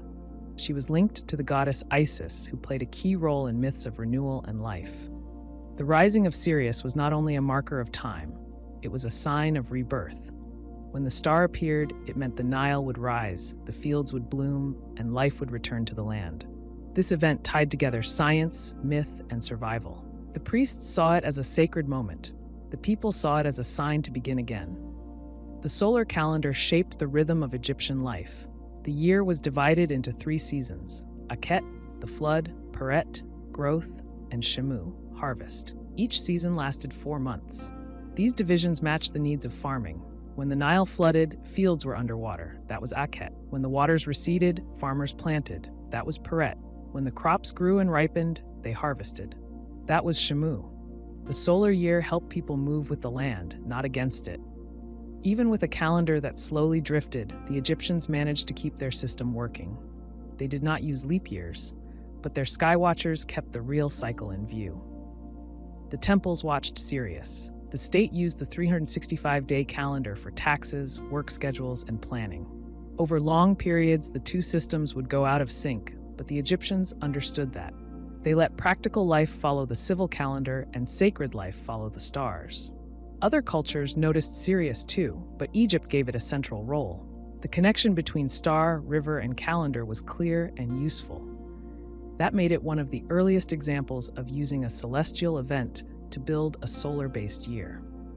Later, the Greeks and Romans would adopt solar calendars and refine them, adding leap years to match the true length of the year more closely. But the roots of that system were already present in Egypt, based on the simple act of watching the sky each morning. A typical year for a temple observer would begin with preparations for Sirius. A few days before the expected rising, the priest would begin waking early, checking the eastern sky just before dawn. On the right day, they would see the star appear. They would mark the time, note the position, and announce that the year had begun. Farmers would wait for word. Officials might plan festivals. The new cycle was in motion. The heliacal rising of Sirius does not stay fixed in modern calendars because of the precession of the equinoxes. The Earth's axis slowly shifts, and the position of the stars changes slightly over thousands of years. But in ancient Egypt, over the span of many human lifetimes, Sirius remained steady enough to serve as a reliable signal. Its light broke through the dark just before the floodwaters came, and for the Egyptians, that was enough. It gave them time to prepare, to plant, and to praise. Their system shows how early humans tied heaven and earth together. They didn't need to understand the full structure of the solar system. They just needed to watch, to remember, and to share what they saw. Through that effort, they built one of the first solar calendars, one that lasted for thousands of years and shaped a civilization. Long before Pythagoras lived in ancient Greece, the Babylonians knew about the relationship between the sides of a right triangle. They did not write down the rule as a formal proof, but they worked with it clearly and often. Around 1800 BCE, Babylonian scribes pressed numbers into clay tablets using a stylus. Some of these tablets show that they understood a rule we now call the Pythagorean Theorem. In a right triangle, the square of the longest side equals the sum of the squares of the other two sides. In symbols, that's A chord plus B chord equals C chord. The Babylonians did not write it like that. They showed it with numbers and shapes, not with letters or diagrams. But the idea was there. One of the best-known examples comes from a tablet called Plimpton 322. This clay tablet is about the size of a hand and comes from an area near the ancient city of Larsa in what is now Iraq. It lists sets of 3 numbers. Each set fits the pattern of a right triangle. One side squared plus the second side squared equals the third side squared. The tablet does not say these are triangles. It does not use the word square. But the numbers follow the rule. This shows that the scribes who made the tablet knew how the sides of a triangle relate to each other, even if they used the knowledge for different reasons. They may have used these numbers for land surveying or building. A common task in ancient Mesopotamia was marking out fields and boundaries. If you want to make a square corner without a ruler or a protractor, you can use a triangle. Take a rope with 12 evenly spaced knots. Form a triangle with sides of 3, 4, and 5 segments. That triangle always has a right angle between the 3 and 4 sides. This is a simple use of the same rule. It helps mark out straight lines and build with accuracy. If a builder knew that 3 squared plus 4 squared equal 5 squared, then they could rely on that triangle to make a clean corner. The Babylonians likely used methods like this. Plimpton 322 shows more than just one triangle. It shows at least 15 sets of numbers that follow this pattern. Some have large values. The scribes used a number system based on 60, called sexagesimal. This system is still with us today in how we divide hours, minutes, and angles. Working in base 60 allowed the Babylonians to do fractions more easily than in base 10. Their math used tables and lists, not formulas. They did not prove rules in a geometric sense. They worked with quantities, ratios, and repeated patterns. Some scholars believe that Plimpton 322 is a list of Pythagorean triples. These are sets of whole numbers that fit the pattern A chord plus B chord equals C chord. The tablet may have been used to teach students how to find such triples or to help with calculations for surveying. It could also be a reference tool. The exact use is not known, but the content is clear. The numbers follow the rule for right triangles. Other tablets from the Old Babylonian period show similar skills. Some deal with square roots and areas. One tablet asks how to find the side of a square when the area is known. Another works out the diagonal of a square. If a square has sides of 30 units, the diagonal is found using a rule that matches the square root of 2. This shows that they understood the diagonal of a square is longer than the sides, and they could estimate it accurately. They did not explain why this was true, but they used it correctly. Their answers came from tables and worked examples. A scribe might face a problem like this. A square field has sides of 60 units. What is the length of the diagonal from one corner to the opposite? The answer involves a right triangle where both legs are 60. Using the rule, the square of the diagonal equals 60 squared plus 60 quartured, or 7200. The square root of 7200 is about 84.85. Babylonian tablets show that they could find this value with surprising precision. They had no symbols for square roots. They just knew how to work through the steps. Their math was not abstract. It was tied to real needs: building walls, digging canals, dividing land. But in solving these problems, they built a system that touched deep truths. They worked with shapes, lines, and angles in ways that allowed them to predict and control outcomes. They did not use the word theorem. They did not write in proofs. But they knew what worked, and they recorded what they found. Their tools were simple. They used clay tablets, styluses, and string. But their methods were exact. A student in a Babylonian school might copy long tables of squares or solve word problems that involved finding unknown sides. They learned by doing. Their texts show a mix of math and language. They explained problems in plain terms that then showed the steps to solve them. One tablet gives a problem like this. A square and its side together make 45 units. What is the side? The answer uses the square root of 45. The steps reflect the use of what we now call the quadratic formula, though the Babylonians approached it through example and repetition. When Pythagoras lived in Greece around 500 BCE, he may have learned from earlier sources. His name is linked to the theorem now, but the rule itself is older. The Babylonians were using it more than 1,000 years before. They did not teach it with geometry, but with numbers. They worked forward from examples, not backward from proofs. Still, the logic was there. A modern student might learn that 3 plus 4 5 squared, then try 5 plus 12 squared equals 13 squared.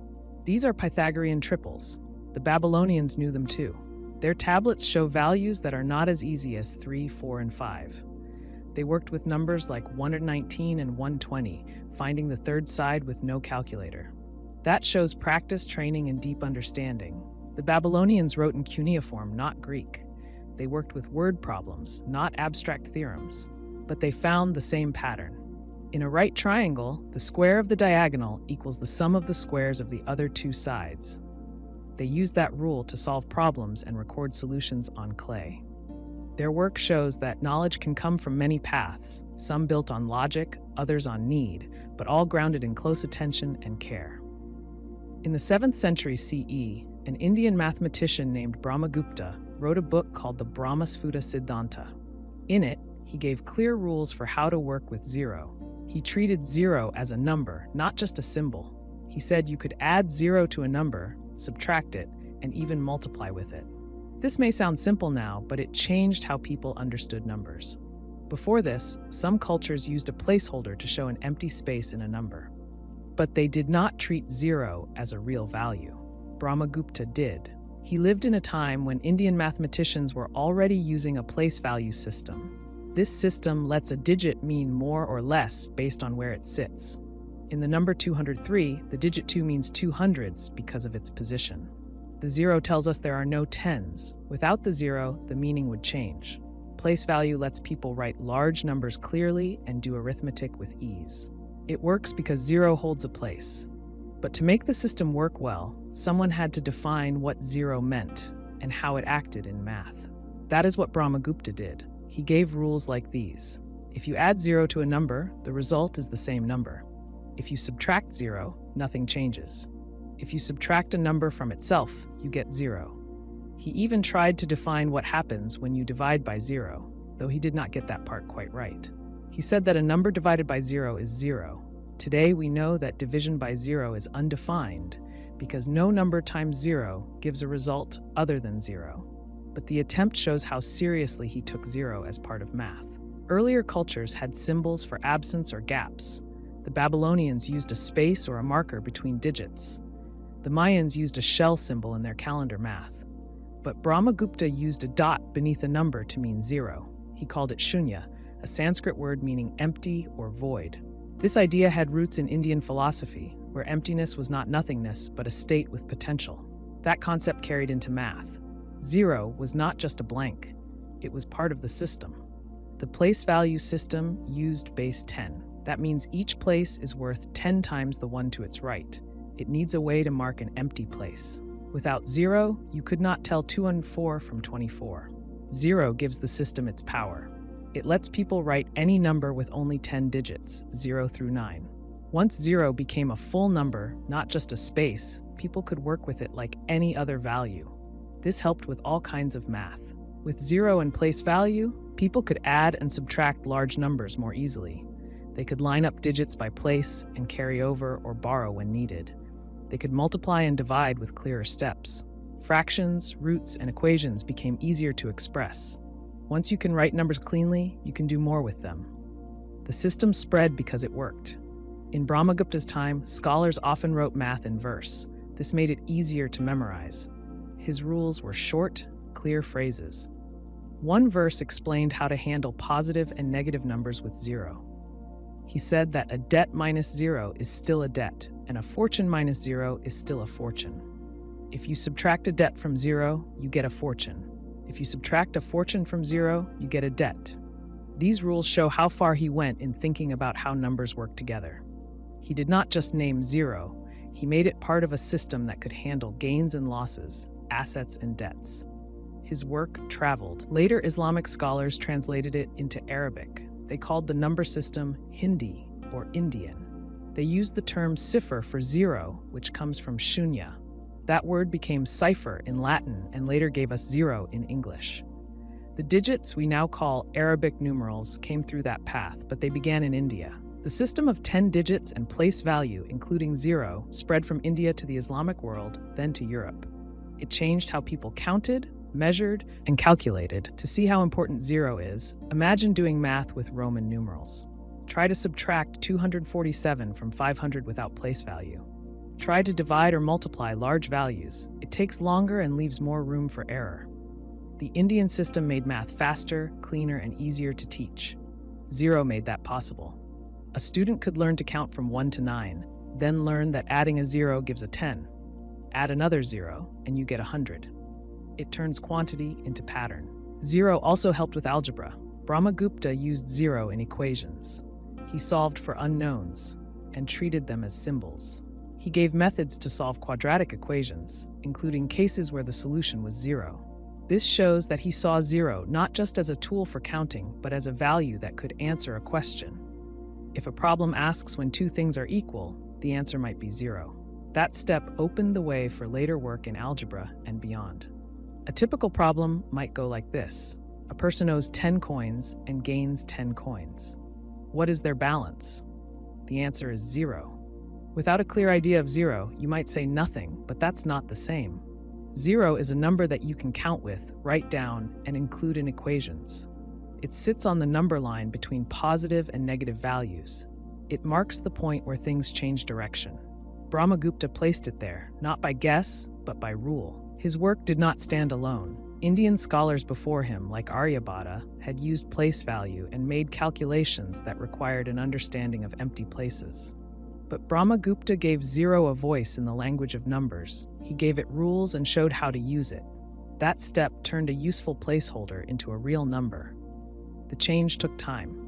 In Europe, Roman numerals stayed in use for centuries after Brahmagupta wrote his rules. But merchants, engineers, and scientists needed better tools. They adopted the Indian system because it worked. Today, every calculator, computer, and phone depends on it. Binary code is built from 2 digits, 0 and 1. But even before that, 0 made possible the math we use to build bridges, track stars, and balance budgets. 0 is a small mark, but it holds a place, carries weight, and changes what comes after it. Brahmagupta gave it meaning. He saw the power of the void, not as absence, but as structure. He turned empty space into part of the system, and in doing so, he reshaped how people understood number, value, and balance. His work did not rely on tools or machines. It relied on clear thought, steady reasoning, and the willingness to treat nothing as something. That step moved mathematics forward in a lasting way. In ancient Greece and Egypt, builders and thinkers noticed that some shapes looked more pleasing than others. They found that certain proportions felt right to the eye and seemed to appear in nature, art, and temples. One of these proportions came to be known as the golden ratio. It happens when a line is divided into 2 parts in such a way that the whole length divided by the longer part is the same as the longer part divided by the shorter part. The result is about 1.618. This number does not come from a simple fraction, but from a steady relationship between the parts. It shows up again and again in leaves, shells, faces, and buildings. The Greeks called this ratio phi, named after the sculptor Phidias, who may have used it in his designs.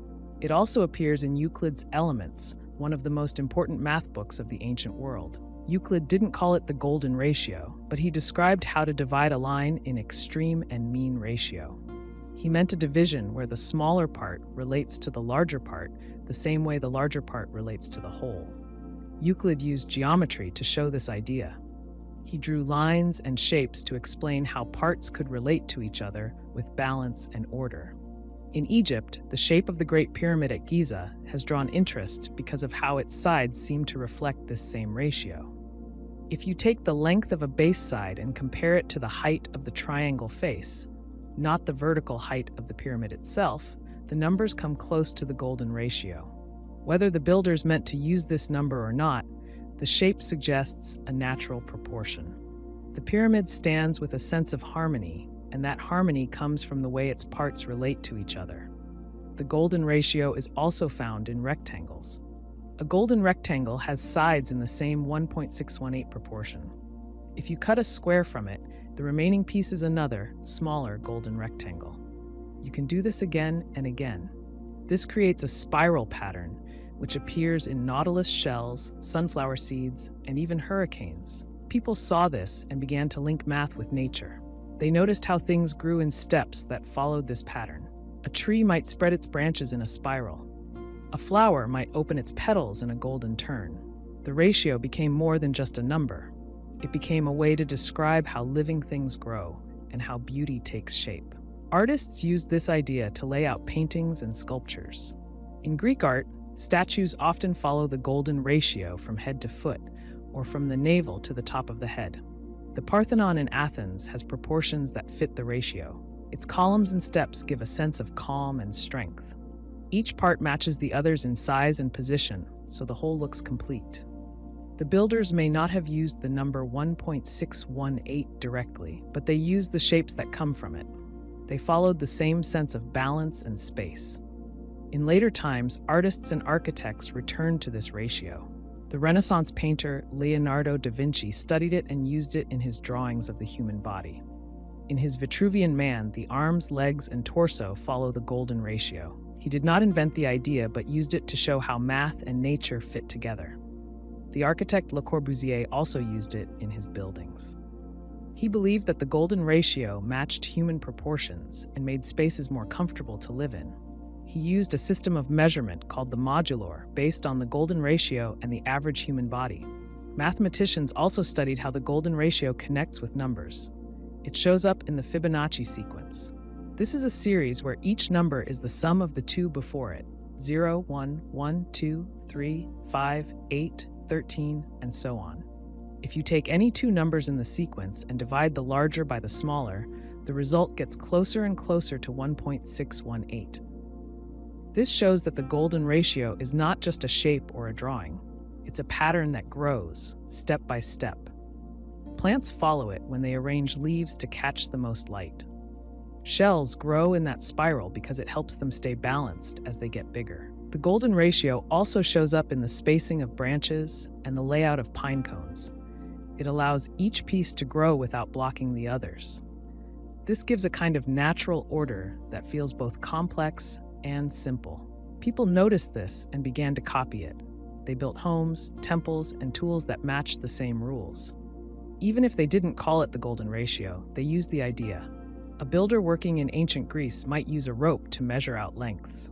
If he made a rectangle and then cut a square from it, the leftover space gave him the next shape to copy. Without calculators, he could still follow the pattern. He might use compasses and straight edges to divide lines and shapes. He didn't need to write down the number 1.618. He just needed to match proportions by eye and hand. The result was a structure that looked right and felt right. A sculptor carving a figure might start with the head, then use the golden ratio to place the waist, knees, and feet. If each part followed the same pattern, the figure looked natural. The golden ratio became a quiet guide, not shouted, but always present. People trusted it because it worked. It gave balance without forcing it. It gave structure without making it rigid. Even today, designers use the golden ratio in websites, books, and products. They set margins and columns based on the same proportion. They shape logos and layouts to match the ratio. It helps guide the eye and keep things clear. It does not solve every problem, but it gives a starting point. It links beauty with math in a way people can feel, even if they don't name it. The golden ratio shows that math is not just about numbers on a page. It's about how things relate. It helps explain why some shapes feel balanced, why some designs hold attention, and why certain patterns appear again and again in nature. It comes from a simple rule, but its reach is wide. It was not invented by one person, but found again and again by those who watched, measured, and built. From the steps of a temple to the turn of a shell, the golden ratio helped people understand how parts fit into a whole. And in that understanding, they found both function and beauty. In 11th century China, a mathematician named Jia Xian developed a method for solving binomial expansions. He used a triangular arrangement of numbers to do this. Each number in the triangle came from adding the two numbers directly above it. This pattern gave the coefficients for expanding powers of a binomial expression, like a plus b n a plus b n. Today, most people know this structure as Pascal's triangle, named after the French mathematician Blaise Pascal, who lived hundreds of years later. But Jia Xian had already worked out the same triangle in China, and he used it not just to expand polynomials, but also to solve practical problems with counting and combinations. Jia Xian served in the Northern Song dynasty. He studied mathematics while working as a government official. He wrote about his triangle in a text called Shi Xuan Fa, or the Method of Computation. That book no longer survives, but later Chinese mathematicians quoted from it and preserved his triangle in full. Yang Hui, a later scholar in the 13th century, credited Jia Xian with the triangle and even called it Jia Xian's array. Because of that, the triangle is sometimes known in China as the Jia Xian triangle or the Yang Hui triangle. Jia Xian used the triangle to find coefficients for binomial expansions. For example, if you want to expand a plus b 3, a plus b squared 3, the triangle gives the row 1, 3, 3, 1. This means that a plus b equals a3 plus 3ab plus 3ab2 plus b3. A plus b3 equals a3 plus 3a2b plus 3ab squared plus b squared. Each row of the triangle gives the numbers for the next power. The first row is just 1. The second row is 1, then comes 1, 2, 1. After that is 1, 3, 3, 1. Each new number is formed by adding the 2 above it. The pattern is simple, but it grows quickly. With each step, the triangle gives the exact values needed to expand the expression without multiplying everything by hand. This structure also helped with combinatorics, the study of how many ways things can be arranged or chosen. In the triangle, each number shows how many ways you can choose a certain number of items from a larger group. If you have 5 items and want to choose 2, the triangle shows there are 10 ways to do that. The number sits in the 5th row and 2nd position. 52 equals 10s by 5, 2 equals 10. This makes the triangle useful in problems about probability, paths, and combinations. Jiaxian may not have used the same symbols we use today, but he knew how the numbers worked. He used rods on a counting board to show the triangle. Each row lined up with the expansion of a binomial power. He also used the triangle to extract square and cube roots. This meant he saw the triangle not just as a counting tool, but as a way to solve algebraic problems. He could find the value of expressions and work backward to find unknowns. His approach came from practice, pattern, and careful reasoning. The triangle also gave a shortcut for calculating without writing long multiplication. By placing the known coefficients in a row, Jiaxian could build more complex values by adding known results. This helped save time and reduce mistakes.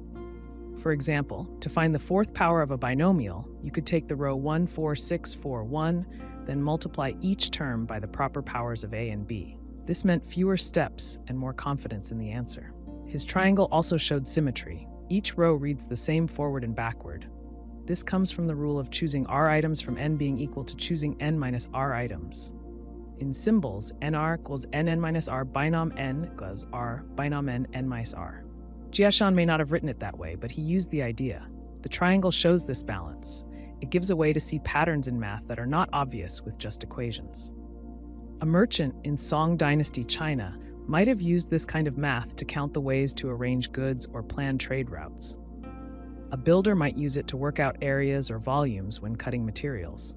A teacher might use it to show students how patterns in numbers grow. Jiaxian made the triangle useful by keeping it simple. He gave people a method they could follow, with results they could check. In later centuries, other cultures discovered or used similar triangles. Indian mathematicians like Pingala used similar ideas to count combinations in poetic meter. Arabic mathematicians also explored binomial expansions and counting problems. In Europe, the triangle became more well-known after Pascal wrote about it in the 17th century. He used it to study probability and games of chance. But the triangle had already been in use in China for more than 600 years. Jiaxian's method depended on arithmetic and repetition. He did not need algebraic notation or decimal points. He worked with whole numbers and place value. His tools were counting rods and a grid. His results came from care and attention. He did not invent the triangle from theory. He found it by solving problems and noticing patterns. His work shows that good math starts with good observation. A student using Jiaxian's method might start with a single one at the top of the triangle. Then add the rows step by step. Each new row begins and ends with 1. Each number in between comes from adding the two numbers above. After a few rows, the student sees how the triangle builds itself. With a little practice, they can use it to expand expressions, solve problems, or count possibilities. Jiaxian gave rules for using the triangle. He showed how to place the numbers and how to apply them. He showed how the triangle grows, how it connects to powers, and how to read the meaning of each position. His notes helped others learn the method, and later writers kept his work alive. Even though his original book is lost, his ideas survived through those who studied them.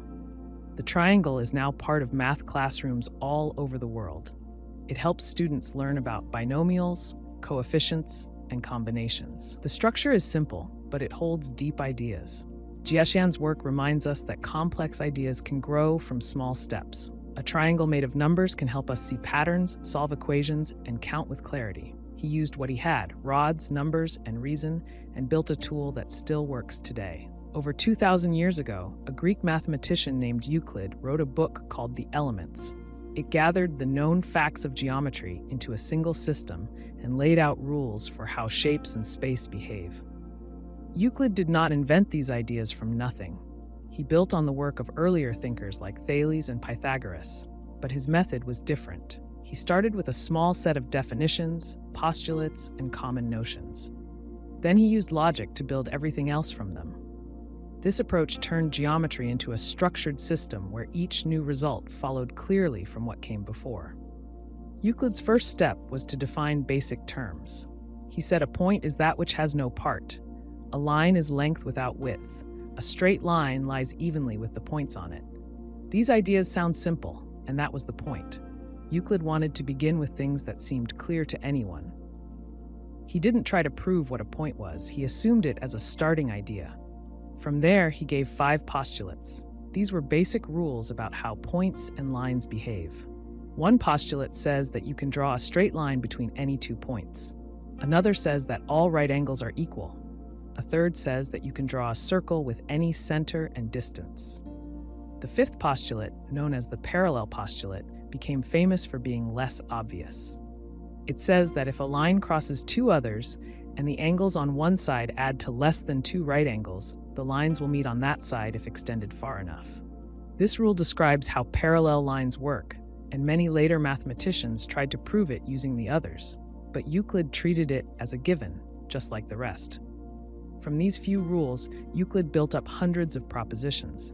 Each one proved something new about lines, angles, triangles, circles, or other shapes. He worked step by step.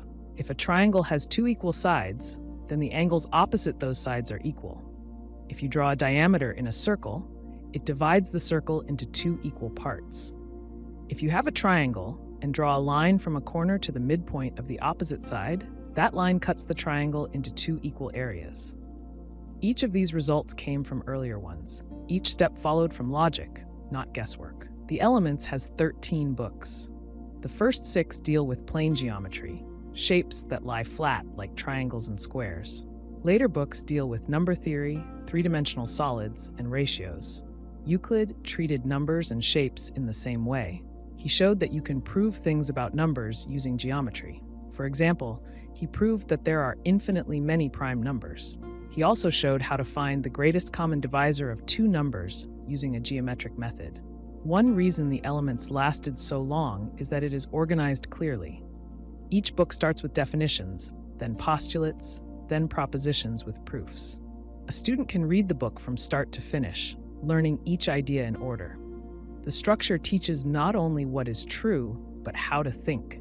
It shows that math is not just a list of facts. It is a system where everything connects. A simple example is the proof that the angles of a triangle add up to 2 right angles. Euclid shows this by drawing a line parallel to one side of the triangle and using the rules about alternate angles.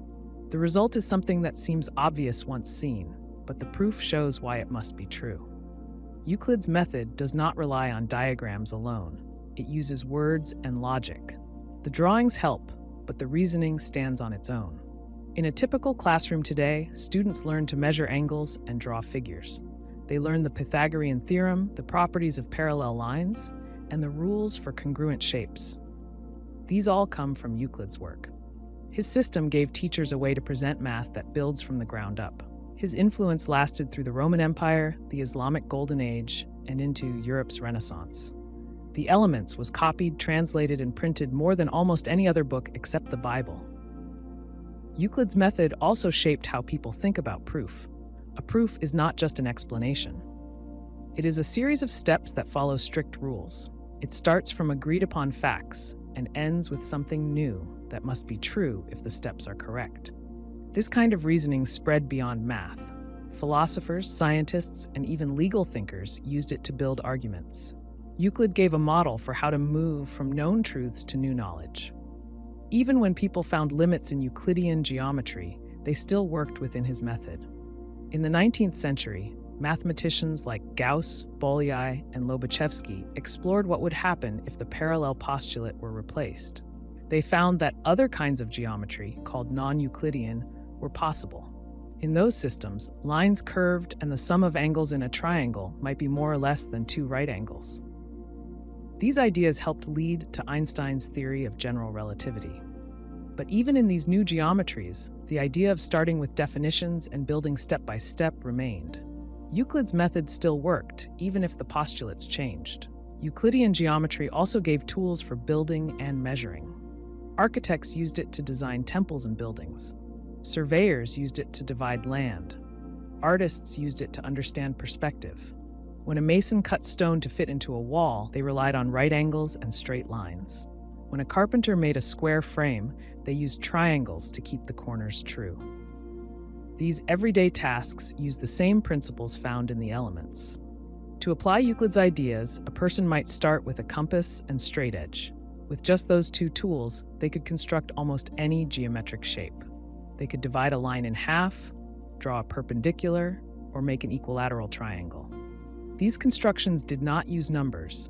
They used position and form. That allowed people to solve problems without written equations. Geometry gave a way to reason about space directly. A student working through the elements would copy each proposition and try the proof. They would follow the logic and see how one step led to the next. They would not rush.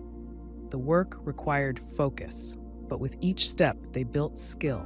They learned how to argue, how to explain, and how to trust logic. Euclid did not write to impress. He wrote to teach. His style is plain and careful. He does not waste words. He gives just what is needed to make the case. Euclid's geometry may begin with lines and angles, but it leads to a way of thinking that applies anywhere. It teaches clarity. It teaches patience. It teaches that complex truths can grow from simple rules. That method, laid out in ancient Greece, remains at the center of mathematics today. In ancient Greece, Aristotle studied how people reason and make arguments. He wanted to know what makes a statement true or false, and how one idea can lead to another. He did not use machines or numbers. He used language and careful thought. His goal was to find the rules behind reasoning. These rules would help people judge ideas, test claims, and reach solid conclusions. He wrote down his work in a group of texts now called the Organon. In them, he laid out the basics of formal logic, rules that would later help build the foundation of computer science. Aristotle began with statements, which he called propositions. A proposition is a sentence that says something that can be true or false. For example, all humans are mortal is a proposition. So is Socrates is a human. These statements are not commands or questions. They are claims that can be checked. Aristotle looked at how propositions fit together. If some are true, can you be sure others are true too? That is what logic asks. One form of reasoning he used is called a syllogism. A syllogism links two or more propositions to reach a conclusion. In the famous example, all humans are mortal. Socrates is a human. Therefore, Socrates is mortal. This pattern has a structure. The first statement is a general rule. The second applies that rule to a case. The third follows from the first two. If the rule and the case are true, the conclusion must also be true. This kind of reasoning does not depend on opinion or emotion. It follows form. Aristotle divided propositions into types. Some say that all members of a group share a trait, like all birds have feathers. Some say that no members do, like no fish can fly. Others say that some members do, or some do not. He also studied how to negate a statement. If you say all swans are white, the opposite is not all swans are white. Each of these forms has its own rules. He showed how to test if a chain of reasoning holds up. If it breaks one of the rules, it might sound correct but be false. He set out basic principles. One is the law of identity. A thing is what it is. A statement is true if it matches reality. Another is the law of non-contradiction. A statement cannot be both true and false at the same time. A door cannot be both open and not open at once. A third is the law of the excluded middle. A statement is either true or false. There is no third option. These laws became the backbone of formal logic. They help people test ideas by asking, is the statement clear? Is it consistent? Can it be true and false at the same time? Aristotle used logic for many subjects. He applied it to science, ethics, and politics. He believed that if people reasoned clearly, they could understand the world better. He did not see logic as a system of symbols or switches. He saw it as a way to guide the mind. Still, the structure he gave, using propositions, rules, and conclusions, matches the way modern logic works in machines. Centuries later, mathematicians turned Aristotle's logic into algebra. They used symbols to show truth and falsehood. In the 1800s, George Boole wrote a system that treated true as 1 and false as 0. He used simple operations and or not to build logical statements. These matched the same forms Aristotle used, but in a new way. Instead of talking about people or animals, Boole worked with values. If one statement is true and another is true, their combination with and is also true. If one is true and the other is false, the or operation still gives a true result.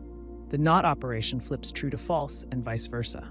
This kind of logic fits well with machines. Computers store data in binary code, ones and zeros. Circuits can check if two inputs are both on and, if either is on, or if a switch is off, not.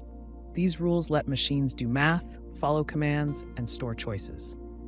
The logic gates in a computer match Boole's system, and Boole's system comes from the structure of classical logic. To build a working example from Aristotle's time, imagine a teacher saying, "If it rains, we will stay inside. It is raining, therefore we will stay inside." This is called modus ponens, a valid form of argument. The first part gives a condition, the second confirms it, the third follows. This is still used today in programming. A computer might be told, if the user clicks the button, open the file. If the button is clicked, the file opens. The logic follows the same steps. Aristotle also studied invalid arguments, ones that sound right but break the rules. These are fallacies. One common fallacy is affirming the consequent. If it rains, the streets get wet. The streets are wet, therefore it rained. This sounds possible, but it may not be true. The streets could be wet for another reason. Aristotle warned against trusting such arguments without testing them. That kind of thinking now helps programmers find errors in code or flaws in system design. He also looked at categories, how things can be grouped and how statements relate across groups. He asked whether a property belongs to the whole group or just part of it. This led to careful language in reasoning. If someone says, "Some birds do not fly," they do not mean all birds. Logic helps keep the meaning clear. A student in Aristotle's time might practice with examples from nature or daily life. They would test syllogisms and learn which patterns are valid. They might draw circles to show how groups relate. These early tools gave structure to thought. Over time, they led to the use of Venn diagrams, truth tables, and formal proofs. Logic changed how people argued and how they built systems. In law, logic helps show that rules apply fairly. In science, it helps test if a theory holds. In computers, it turns choices into actions. But at the root, it still follows the structure Aristotle described. Start with clear statements, follow the rules, reach a valid conclusion. If the steps are sound, the result holds. Aristotle did not build computers or write code, but he gave the method that makes such things possible. His work shows that even before electronics, people could build solid systems with nothing but thought. They looked at the world, made statements, tested ideas, and used logic to see what follows. That structure still runs through every circuit, program, and digital system today. It began not with machines, but with words and the need to know what is true. Archimedes lived in the Greek city of Syracuse around the 3rd century BCE. He studied mathematics, engineering, and the natural world. He did not just think on paper. He worked with real objects, tested ideas, and solved practical problems. Two of his best-known discoveries are the principle of buoyancy and the laws of levers and pulleys. These ideas came from observation, measurement, and reasoning.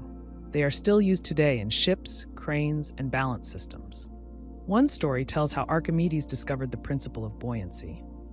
A king had given a goldsmith a lump of gold and asked him to make a crown. When the crown was finished, it looked right and weighed the same as the gold given. But the king suspected that the goldsmith had cheated, perhaps mixing in silver and keeping some gold for himself. He asked Archimedes to find out without damaging the crown. Archimedes thought about how to measure the volume of an irregular object without melting it down. One day, while stepping into a full bath, he saw the water rise. He realized that an object placed in water pushes some of the water out. The amount of water pushed out matches the volume of the object. This gave him a way to measure volume using water. He tested the crown by placing it in water and measuring how much it displaced. Then he did the same with a lump of pure gold of the same weight. If the crown displaced more water, it meant it had a larger volume and was less dense than pure gold. That would suggest silver had been added. This method led to what we now call Archimedes' Principle. It states that a body submerged in a fluid is pushed up by a force equal to the weight of the fluid it displaces. That upward force is called buoyancy. This principle explains why objects float or sink.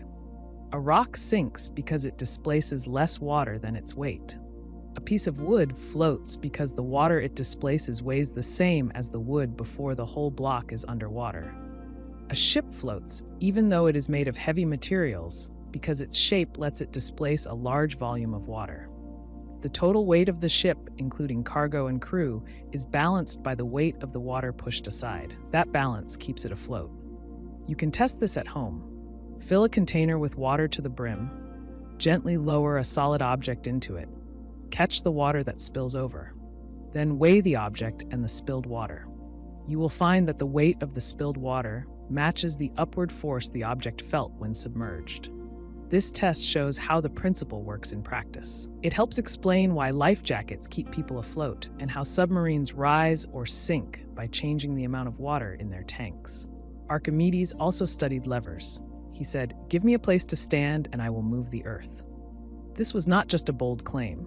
It came from his work on how levers multiply force. A lever is a rigid bar that turns on a fixed point called a fulcrum. When you push down on one end, the other end lifts up.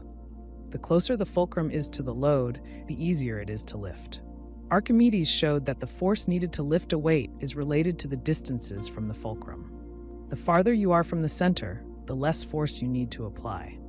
This rule, force times distance, is now written as torque. It helps explain why a long wrench makes it easier to loosen a tight bolt. The same idea is used in seesaws, balance scales, and crowbars. Archimedes did not just state the rule. He proved it using geometry and tested it with simple machines. He showed that even a small force placed far enough from the fulcrum could lift a heavy object. This gave people a way to build tools that reduced effort. He also studied pulleys. A pulley is a wheel with a rope running over it. You pull on one end, and the other end lifts a load. A single pulley changes the direction of force. You can pull down to lift up. But if you add more pulleys and loops of rope, you reduce the amount of force needed. This is called a block and tackle. Archimedes used compound pulleys to lift large weights with ease. He once showed off by moving a loaded ship with a system of pulleys while sitting down. The principle behind pulleys is similar to that of levers. The more rope you pull, the less force you need, but the distance increases. You trade effort for distance. Archimedes measured this trade-off and gave clear rules. His machines were not just for show. They were used in war, construction, and daily life. His work helped people move heavy stones, load ships, and defend cities. In his writing, Archimedes used geometry to explain his results. He drew shapes, measured angles, and worked with ratios. He did not use algebra or calculus, but his thinking led toward those later tools. He worked out the center of gravity of shapes, the volume of spheres, and the surface area of curved figures. In one proof, he showed that the volume of a sphere is 2/3 that of the cylinder that encloses it. He was so proud of this result that he asked for it to be carved on his tombstone. Archimedes combined theory and practice. He made real devices and tested them. He also wrote careful explanations. He worked with rulers, balances, and water tanks. He thought through problems by asking what happens when forces act on bodies. He used logic and drawings to explain his ideas. A student could follow his steps, test them, and see that they worked. His approach helped make science into a method, not just a list of facts. In a simple experiment, a student might fill a bucket to the brim, then lower a stone into it while catching the spilled water. Weighing the water shows the buoyant force. They might place a ruler on a block, put a small weight on one end, and find the balance point. Moving the weight closer to or farther from the center changes the effort needed to lift it. They could set up a pulley with one wheel, then add more, and compare how much force is needed to lift a fixed load. Each of these shows what Archimedes found. You can do more with less if you understand the rules. You can float heavy objects, lift great weights, and move what seems unmovable. His work gave people the tools to measure force, shape, and balance. It linked the physical world with numbers and laws. He watched how things behaved, asked why, and tested what he thought. He found the patterns that repeat, whether in a bath, a crane, or a ship on water. Those patterns still hold. They come from nature, but Archimedes helped us see them clearly. More than 2,000 years ago, before microscopes or chemistry labs, some thinkers in both Greece and India asked what matter was made of.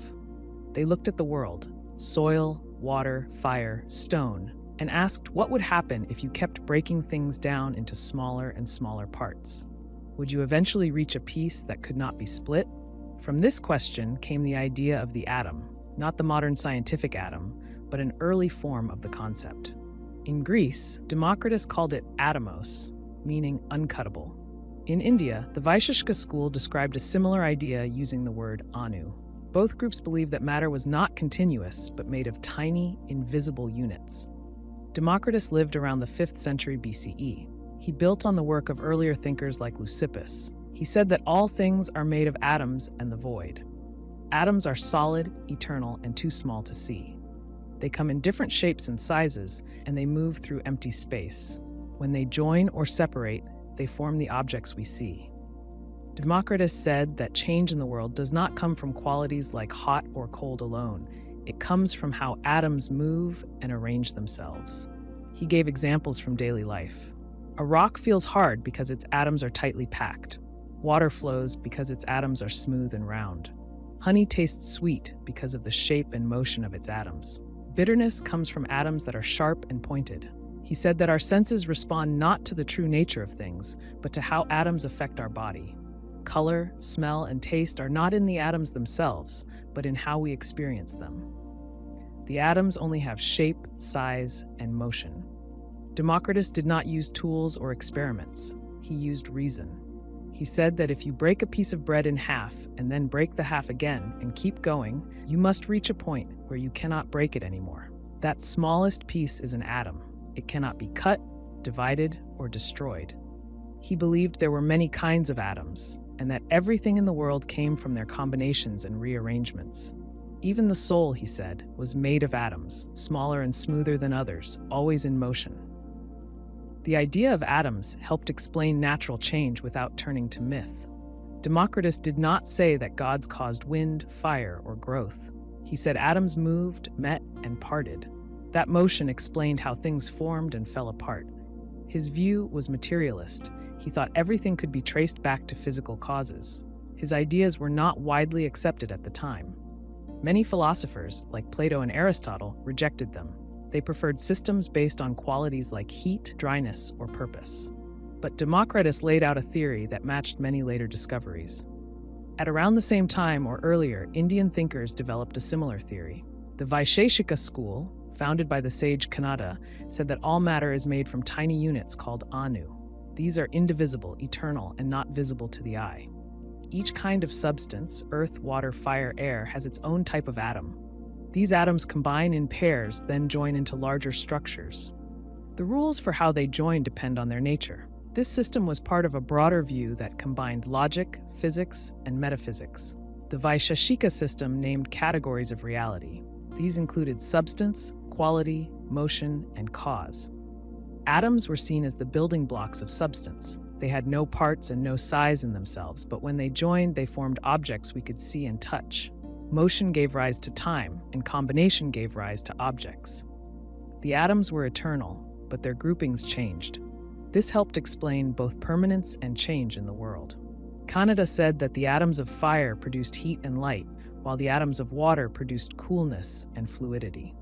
These traits were not added from outside, but came from the atoms themselves. The system also explained how sound, touch, taste, and smell could arise from combinations of atoms.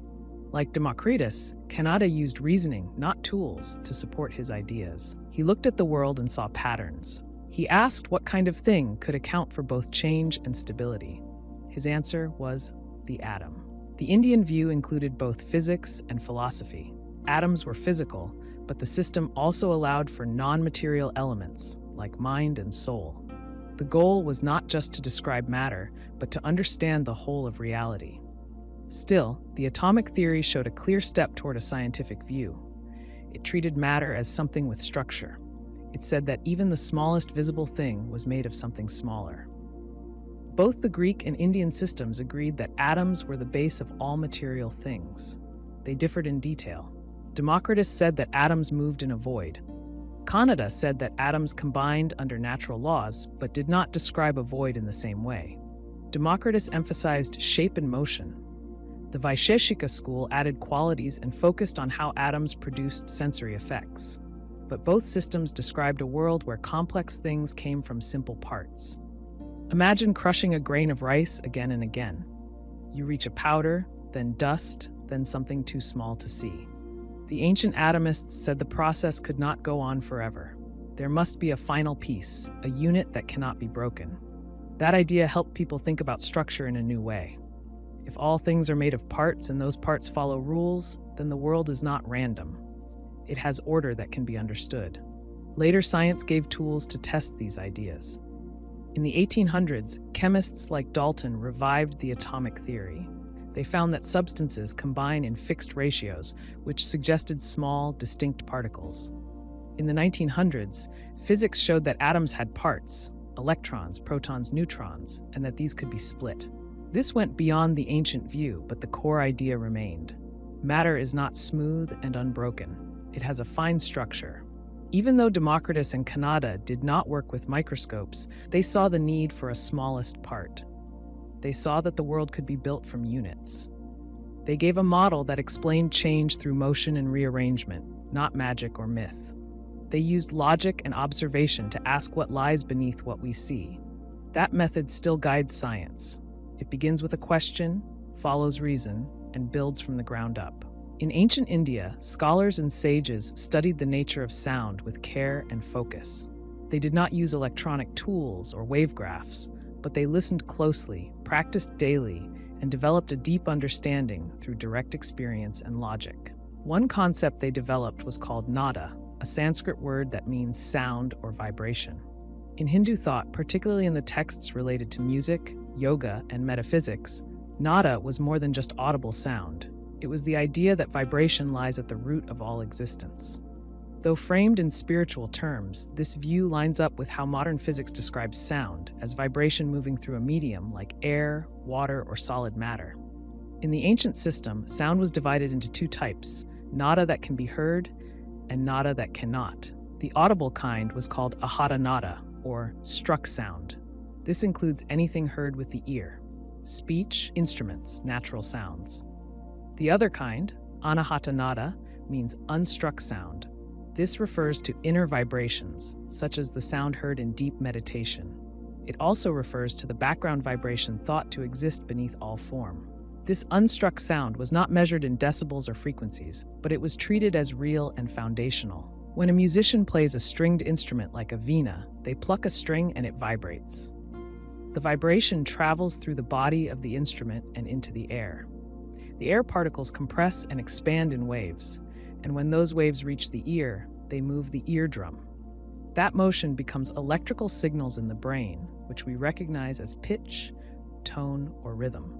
The sages who developed the theory of nada did not explain it in this mechanical way, but they understood that sound came from movement. They saw that stillness does not produce sound. Action does. Even in silence, they believed that vibration was present. They also saw a link between sound and breath. In spoken language, air passes through the throat and mouth and becomes shaped into syllables. The energy that drives speech begins with breath and ends with articulation. In this view, vibration begins with intention, moves through breath, and becomes sound. The Sanskrit language itself was said to arise from cosmic sound, with each syllable holding power. Sacred chants were not just poetry. They were patterns of vibration, each chosen for its effect on body and mind. One text that explains this view is the Nada Bindu Upanishad. It says that meditation on sound can lead to deep concentration. It describes the inner sounds a person might hear as the mind grows quiet. These include sounds like bells, flutes, and bees. They are not heard through the ears, but through inner awareness. The text says these sounds begin small, grow stronger, and then dissolve into stillness. The practice is not about chasing sound, but following vibration to its source. That source is described as a steady tone that underlies all change. The system of Indian classical music also reflects this understanding. Each note, or svara, is not just a pitch, but a living tone that vibrates in the space. Musicians train to hear the subtle differences between notes and to match tones with mood, time of day, or season. They tune their instruments to match a drone, a continuous sound that serves as a bass. This drone, often created by a tanpura, gives a reference for pitch. It also reflects the idea that all music rests on a steady vibration. In physics, sound is defined as a mechanical wave. It needs a medium to travel. In a vacuum, sound cannot move because there is nothing to carry the vibration. This matches the ancient idea that sound is linked to space and matter. The text describes space, akasha, as the element that carries sound. Just as fire gives rise to heat and light, space gives rise to sound. Among the 5 classical elements, earth, water, fire, air, and space, only space is said to carry vibration without shape. This reflects a deep understanding of how sound differs from touch or sight. You can hear sound without contact, and it spreads in all directions. It fills the space around you. Some ancient Indian thinkers went further and said that all matter comes from vibration. The Samkhya school of philosophy described creation as beginning with the finest form of vibration, which becomes denser and forms subtle and then gross matter.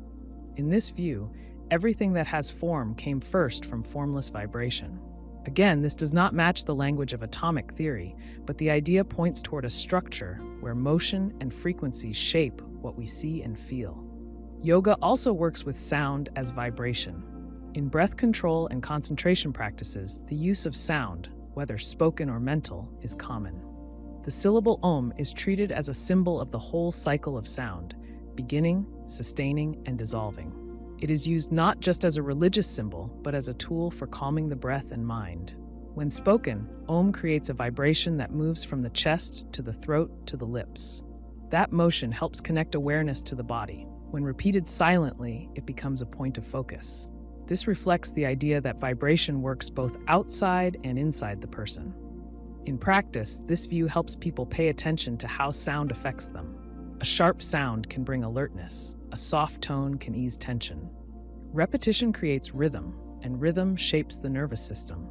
Musicians, healers, and teachers all use this knowledge. They did not measure it with machines, but they saw its effects. A person listening to a drum in steady rhythm may feel calm. A chant repeated in a certain pattern may help with breath control. These results come from how vibration enters the body through the ears, skin, and even bones. Imagine sitting by a river. The sound of the water is not a single note. It is many overlapping vibrations, each shaped by rocks, speed, and depth. Ancient listeners treated this kind of sound as part of the natural world's voice. They listened not just to the meaning of words, but to the texture of sound. They knew that all sound begins with movement and ends with stillness. The concept of nada shows how early Indian thinkers linked sound with form, life, and thought. They said that to understand the world, one must understand vibration. That idea appears again in many fields today. Physicists describe particles as vibrating fields. Musicians speak of resonance and harmony. Doctors use sound waves to see inside the body. But long before these tools, people in ancient India explored vibration through listening, chanting, breathing, and silence.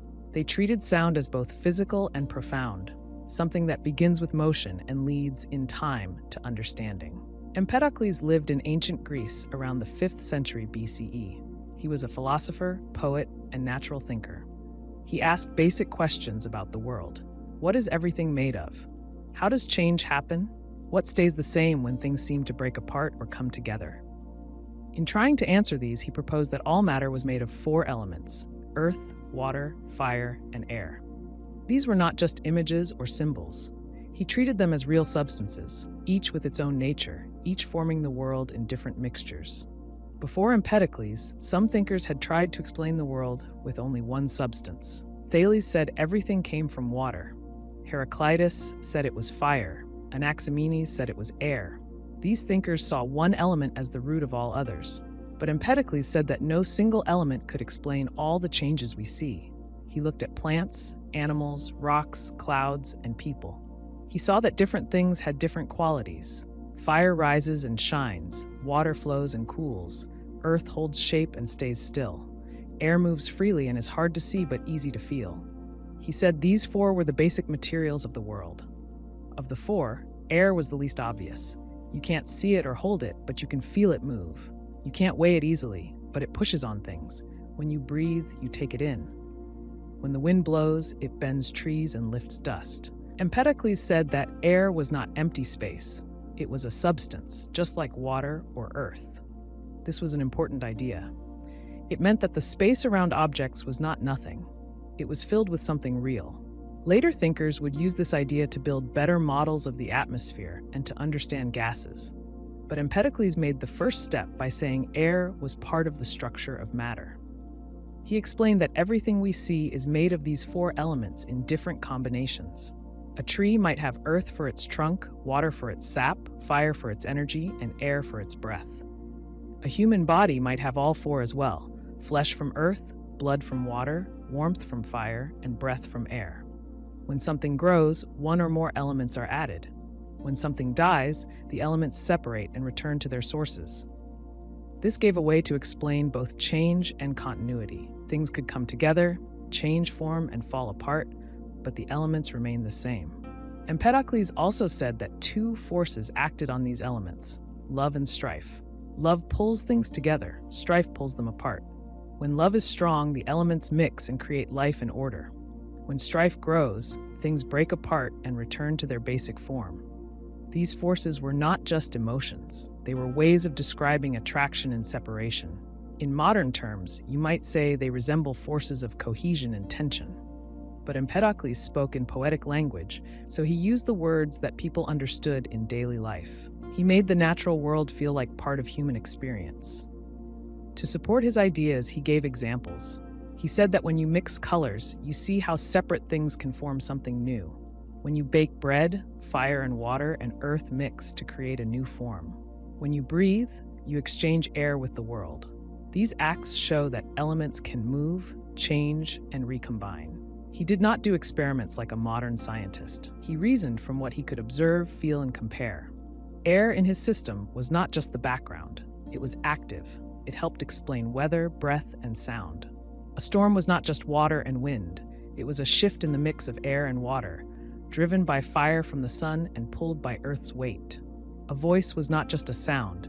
It was air shaped by the throat, carried through space, and heard by the ear. Air made things move, carry, and connect. Without air, sound would not travel, and fire would not burn. Imagine pouring water into a jar. If the jar is full of air, the water pushes the air out. That shows air takes up space. If you turn the jar upside down in water, the air stays inside until it escapes. That shows air resists other matter. If you wave your hand through still air, you feel it push back. If you light a flame in a closed room, the air gets used up and the flame fades. These kinds of observations were known even then. Empedocles gave them a frame. He said air is a substance, not just a gap between things. His view influenced later thinkers. Plato and Aristotle both took up the idea of the four elements. Aristotle added a fifth, ether, to explain the heavens, but he kept air as one of the basic parts of the natural world.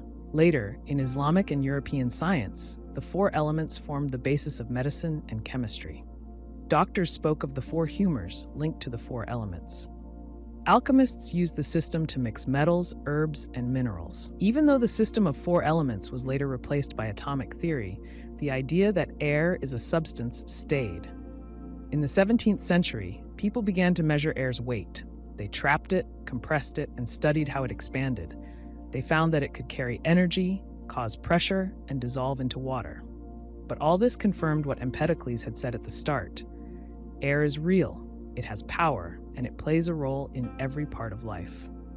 Today we know that air is a mix of gases, mostly nitrogen and oxygen, with small amounts of carbon dioxide, argon, and water vapor.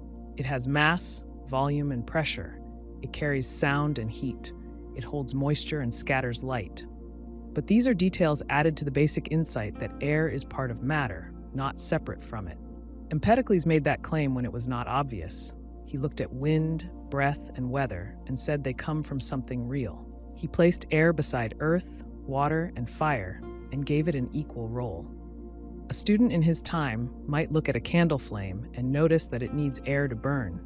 They might cover the flame with a bowl and see it go out. They might breathe into a bag and feel the pressure grow. They might watch a storm roll in and feel the air shift. Each of these points to air as a substance, not just a space, but something with force and presence. Empedocles gave that idea form. He did not measure it, but he named it. He said that to understand the world, we must look at what fills it, even the parts we cannot see. Hero of Alexandria lived in the 1st century CE in Roman Egypt. He worked as a mathematician and engineer, and he taught at the Great Library of Alexandria. He wrote several books describing machines and devices that used air, water, steam, and weights to move on their own. He called these devices automata. meaning self-moving machines. Some were toys, some were tools, and some were meant for temples. He combined simple physics with careful construction, using valves, levers, pulleys, siphons, and steam. His work shows how observation and skill can create machines that seem to move by themselves. One of his best-known inventions is the aeolipile, often called the first steam engine. It was a hollow metal sphere mounted on a pivot so it could spin. Two bent pipes came out from the sides of the sphere. Below the sphere sat a boiler. When water in the boiler was heated, steam rose through a tube into the sphere. The steam then escaped through the pipes. As it exited, it pushed against the air and made the sphere spin. The principle is like a modern jet or rocket, where thrust comes from pushing material in the opposite direction. Hero did not use the aeolipile to do work like turning wheels or lifting loads. He used it as a demonstration of how steam pressure could cause motion. But the design showed a key idea. Heat can turn water into steam, and steam can produce movement. That idea would come back much later in the development of engines during the Industrial Age. Hero showed that the process was possible, even if he did not apply it to industry or transport. He also built devices for temples, where the goal was often to impress worshippers or create a sense of wonder. In one example, he made temple doors that opened when a fire was lit on an altar. The fire heated air in a sealed container under the altar. As the air expanded, it pushed water through a pipe into a bucket. The weight of the bucket pulled on a rope and turned a set of pulleys, which opened the doors. When the fire went out, the air cooled, water flowed back, and the doors closed. This made it seem as if the gods themselves responded to fire with action. Hero used air pressure and siphons in many of his devices. He described a fountain that spouted water without being connected to a pump. It worked by placing air and water in 3 sealed containers. When water poured into the top container, it pushed air down into the bottom one, forcing water up through a pipe into the fountain. The flow lasted as long as the pressure balance continued. This system, now known as a Heron fountain, used gravity, air pressure, and sealed chambers. It did not break any rules of physics, but it surprised people who saw water rise without a pump or hand action. Another of Hero's devices was a coin-operated machine. When someone dropped a coin into a slot, it fell onto a pan. The weight of the coin tipped the pan, opening a valve. Water flowed out as long as the valve was open. After the coin slid off, the pan returned and the valve closed. This machine controlled flow and access using simple balance and levers. It may have been used to dispense holy water or oil in a temple setting. The idea of a machine that responds to payment by giving out a set amount of material is one that remains familiar today. Hero also described automata, mechanical figures that moved without human touch. He used ropes, pulleys, wheels, and weights to create motion over time. One device was a small theater with figures that moved across a stage, raised arms, and made sounds. The entire show was driven by a falling weight and a set of carefully timed gears and drums. As the weight dropped, it pulled ropes that caused different parts of the scene to move. The sequence could last several minutes. These automata did not think or respond, but they followed a script. They were machines of timing, using physics to tell a story. He used similar systems to make mechanical birds sing, snakes move their heads, and chariots turn. Each motion came from a known cause: water flowing, air expanding, weight dropping. He did not guess at hidden forces. He used what he could observe and measure. He combined different effects to build systems. For example, he might use heat to expand air, which then moved water, which in turn shifted a weight.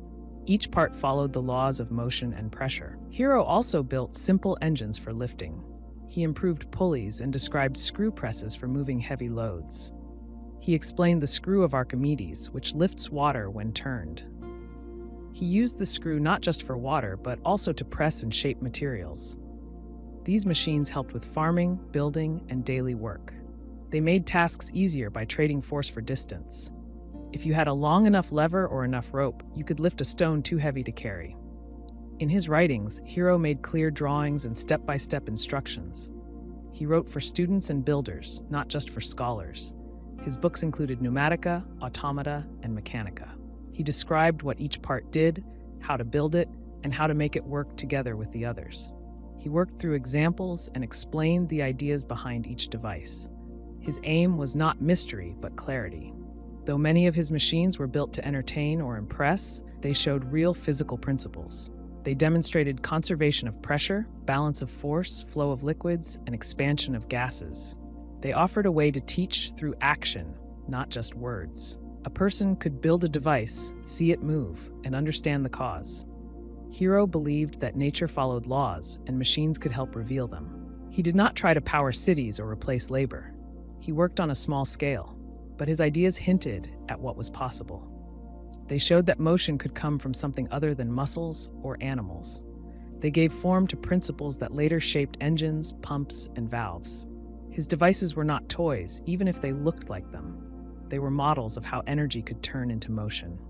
Imagine a small shrine. A fire is lit. Slowly the doors swing open. A statue lifts an arm. A bell rings. No one touches the system, but it moves as if alive. To someone watching, this may feel like magic. To Hero, it was cause and effect. Heated air expands, water shifts, rope pulls, wheel turns. That chain of action is what he worked to understand and build. His machines do not rely on guesswork or luck. They rely on pressure, flow, balance, and timing. Hero of Alexandria used the tools of his time: metal, fire, water, rope, and air. But he used them with insight and precision.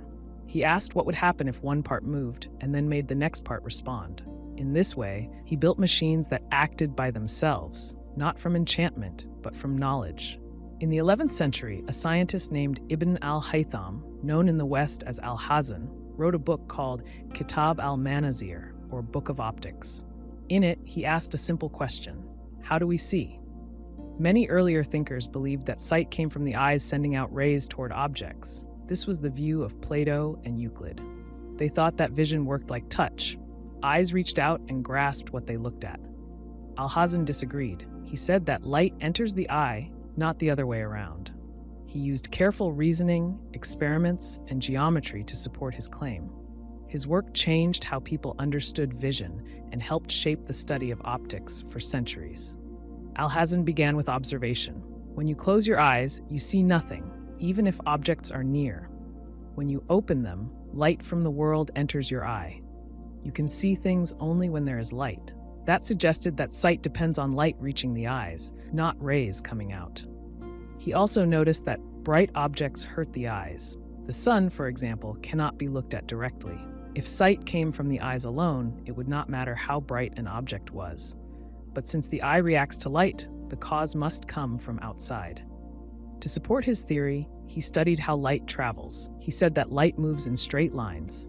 This idea came from earlier Greek work, but he tested it. He placed a straight stick with a small hole in a wall and showed that light from a candle passes through the hole and creates a spot on the far wall. If he moved the candle, the spot moved. If he blocked the line, the spot disappeared.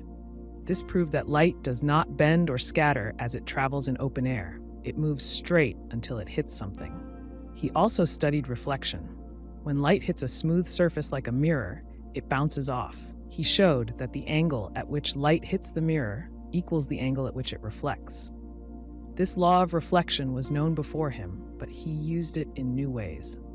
He drew lines from object to mirror to eye and used geometry to explain how mirrors form images. He showed how curved mirrors could focus light or spread it out, depending on their shape.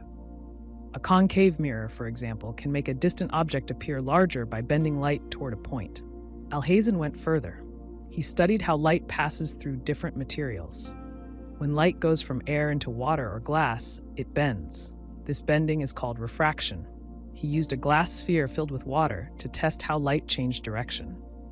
He noticed that when light enters at an angle, it bends toward the normal, the line at a right angle to the surface. When it leaves, it bends away.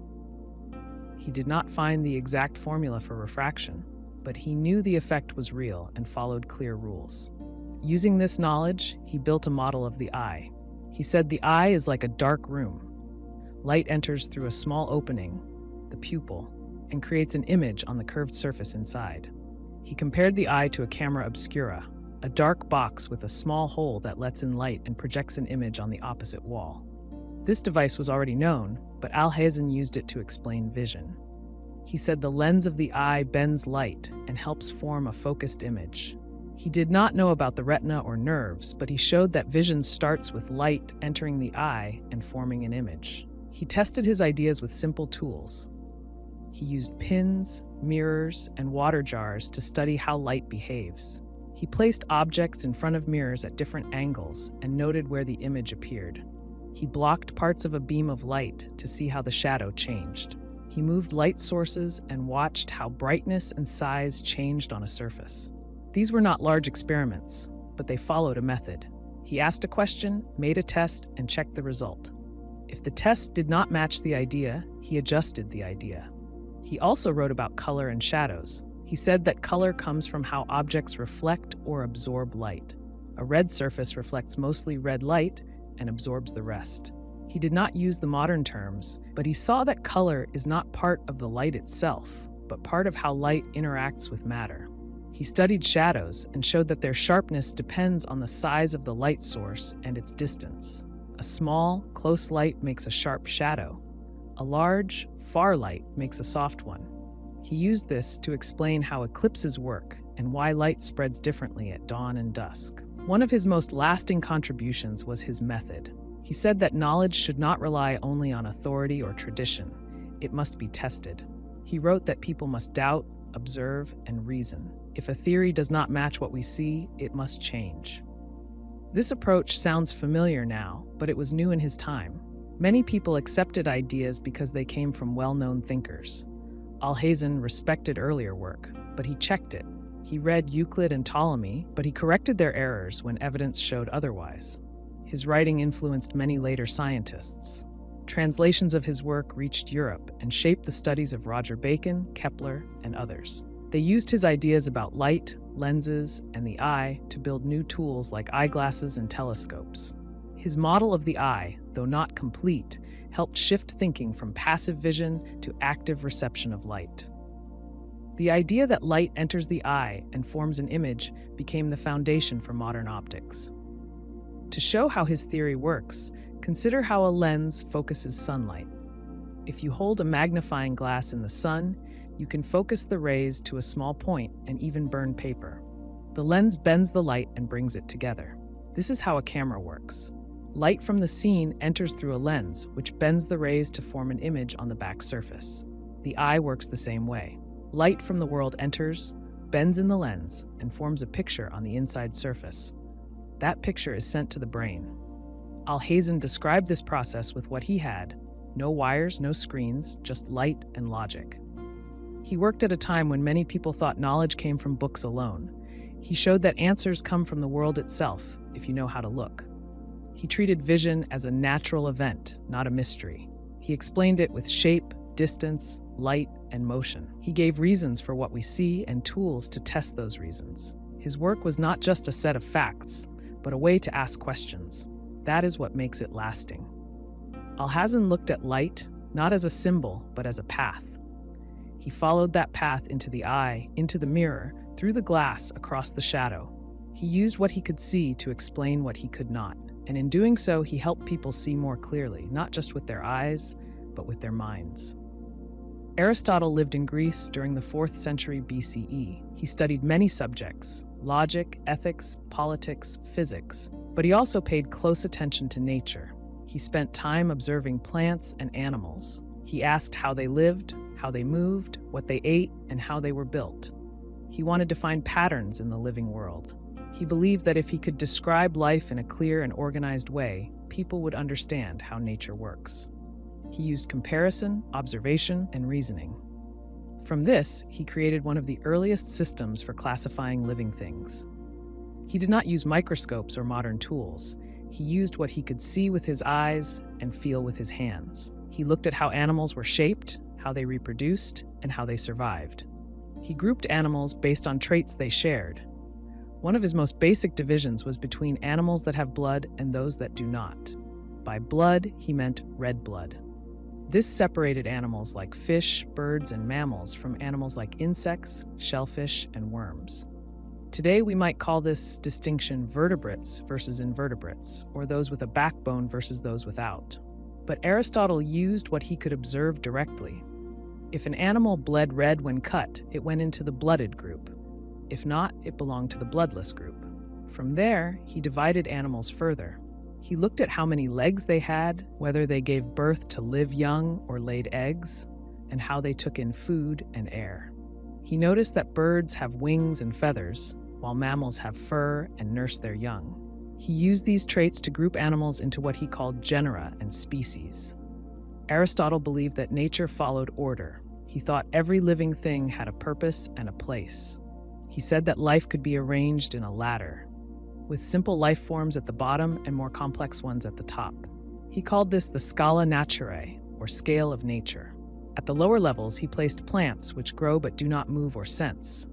Above them, he placed simple animals like shellfish and insects.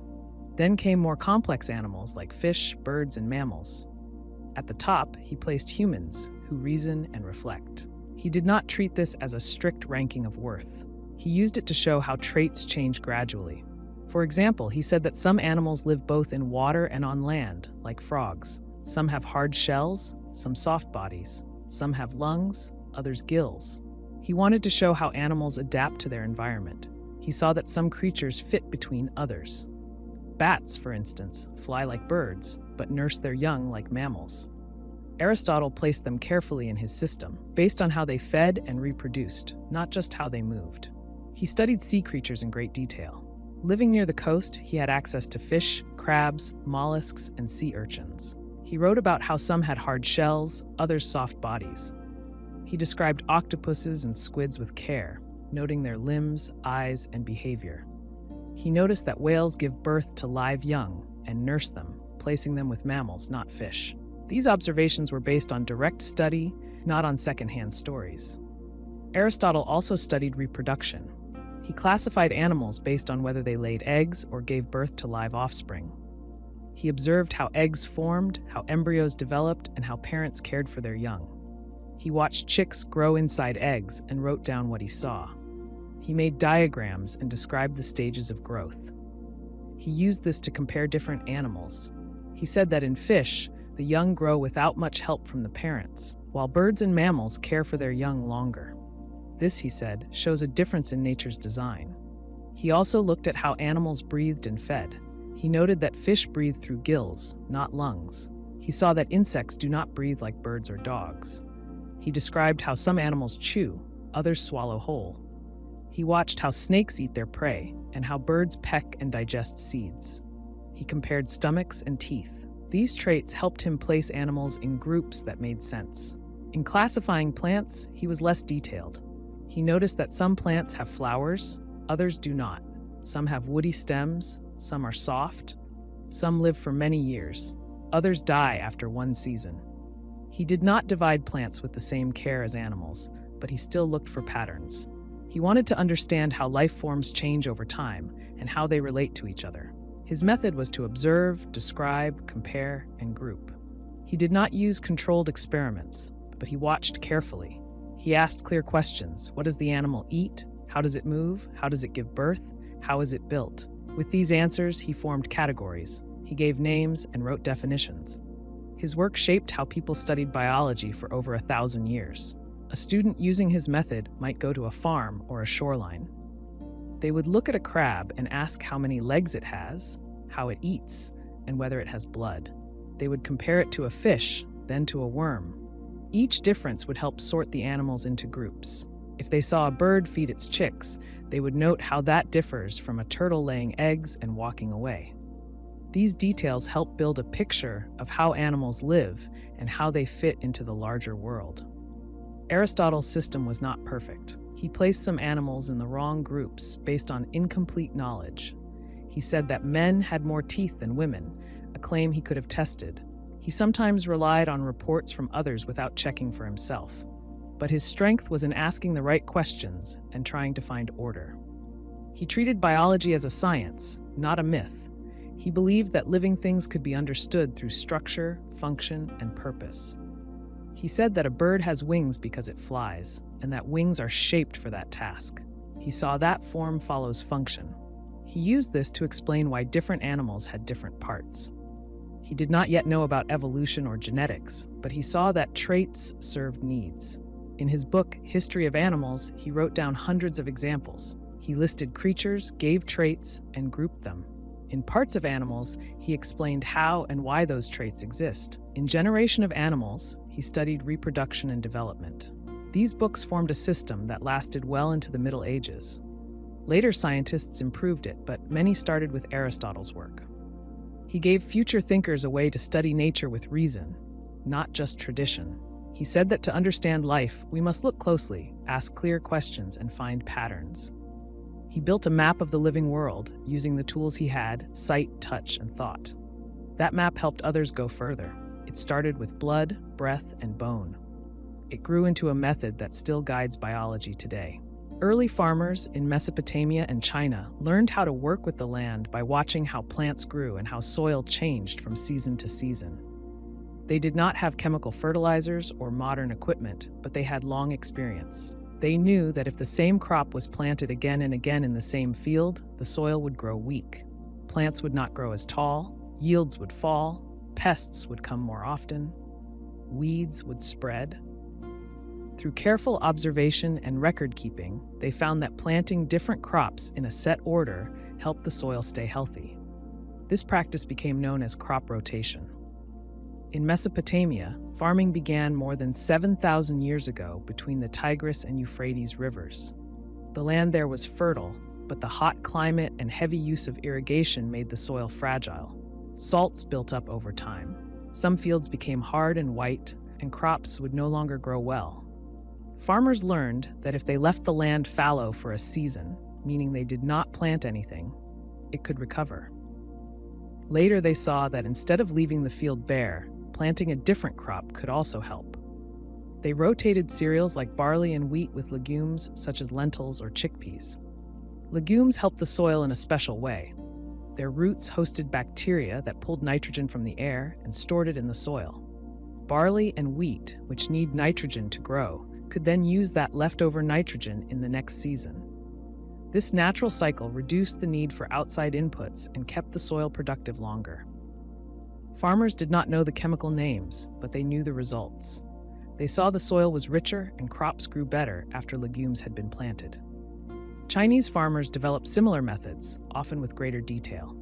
In early Chinese texts, farming advice was passed down through generations. These guides did not use complex science, but they showed clear understanding of soil health, plant needs, and seasonal changes. One of the main ideas was to avoid exhausting the land. If a farmer planted only rice year after year, the soil became thin. But if they alternated rice with dry crops like millet or beans, the land stayed stronger. In some areas, farmers used a two-field system. One field grew a crop, while the other rested or held a different type of plant. Later, more complex systems used 3 or even 4 fields, each with a different crop or schedule. For example, in a 3-year rotation, the first year might grow a grain, the second a legume, and the third a root crop like turnip. In the 4th year, the field might be left fallow or used for grazing animals. The manure from animals added nutrients back into the soil, and the rotation reduced pests and diseases that built up when one crop dominated. In southern China, rice paddies were sometimes rotated with fish farming or duck grazing. In one season, rice would grow. In the next, ducks would be let into the field to eat pests and leave behind droppings that fertilized the soil. Farmers saw that fields with this cycle stayed productive. Weeds were fewer.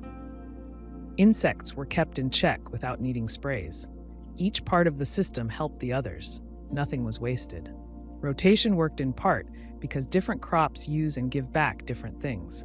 Cereals tend to pull nitrogen and other nutrients from the soil. Legumes return nitrogen. Root crops break up the soil, making it easier to plant the next season. Some crops grow deep roots that bring up nutrients from lower soil layers. Others have shallow roots and leave the deeper layers untouched. By mixing crops over time, farmers use the soil more evenly. It also helped with pest control. When one crop stays in the same place year after year, the insects and fungi that feed on it become stronger. They learn to expect the same food in the same place. But if the crop changes, those pests lose their advantage. Diseases have fewer chances to spread. The result is fewer losses and better yields without needing added treatments.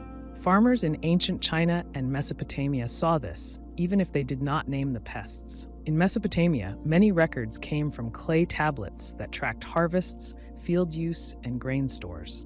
Scribes wrote down which fields were planted and when, and how much each produced. Over time, patterns became clear. Yields dropped when the same crop was planted again and again. Yields rose when crops were mixed or rotated. These simple notes gave farmers the data they needed to make better decisions. Even if the reasons were not fully known, the results were trusted. In China, farming advice was often written in handbooks that listed best times to plant, harvest, irrigate, and rest the land.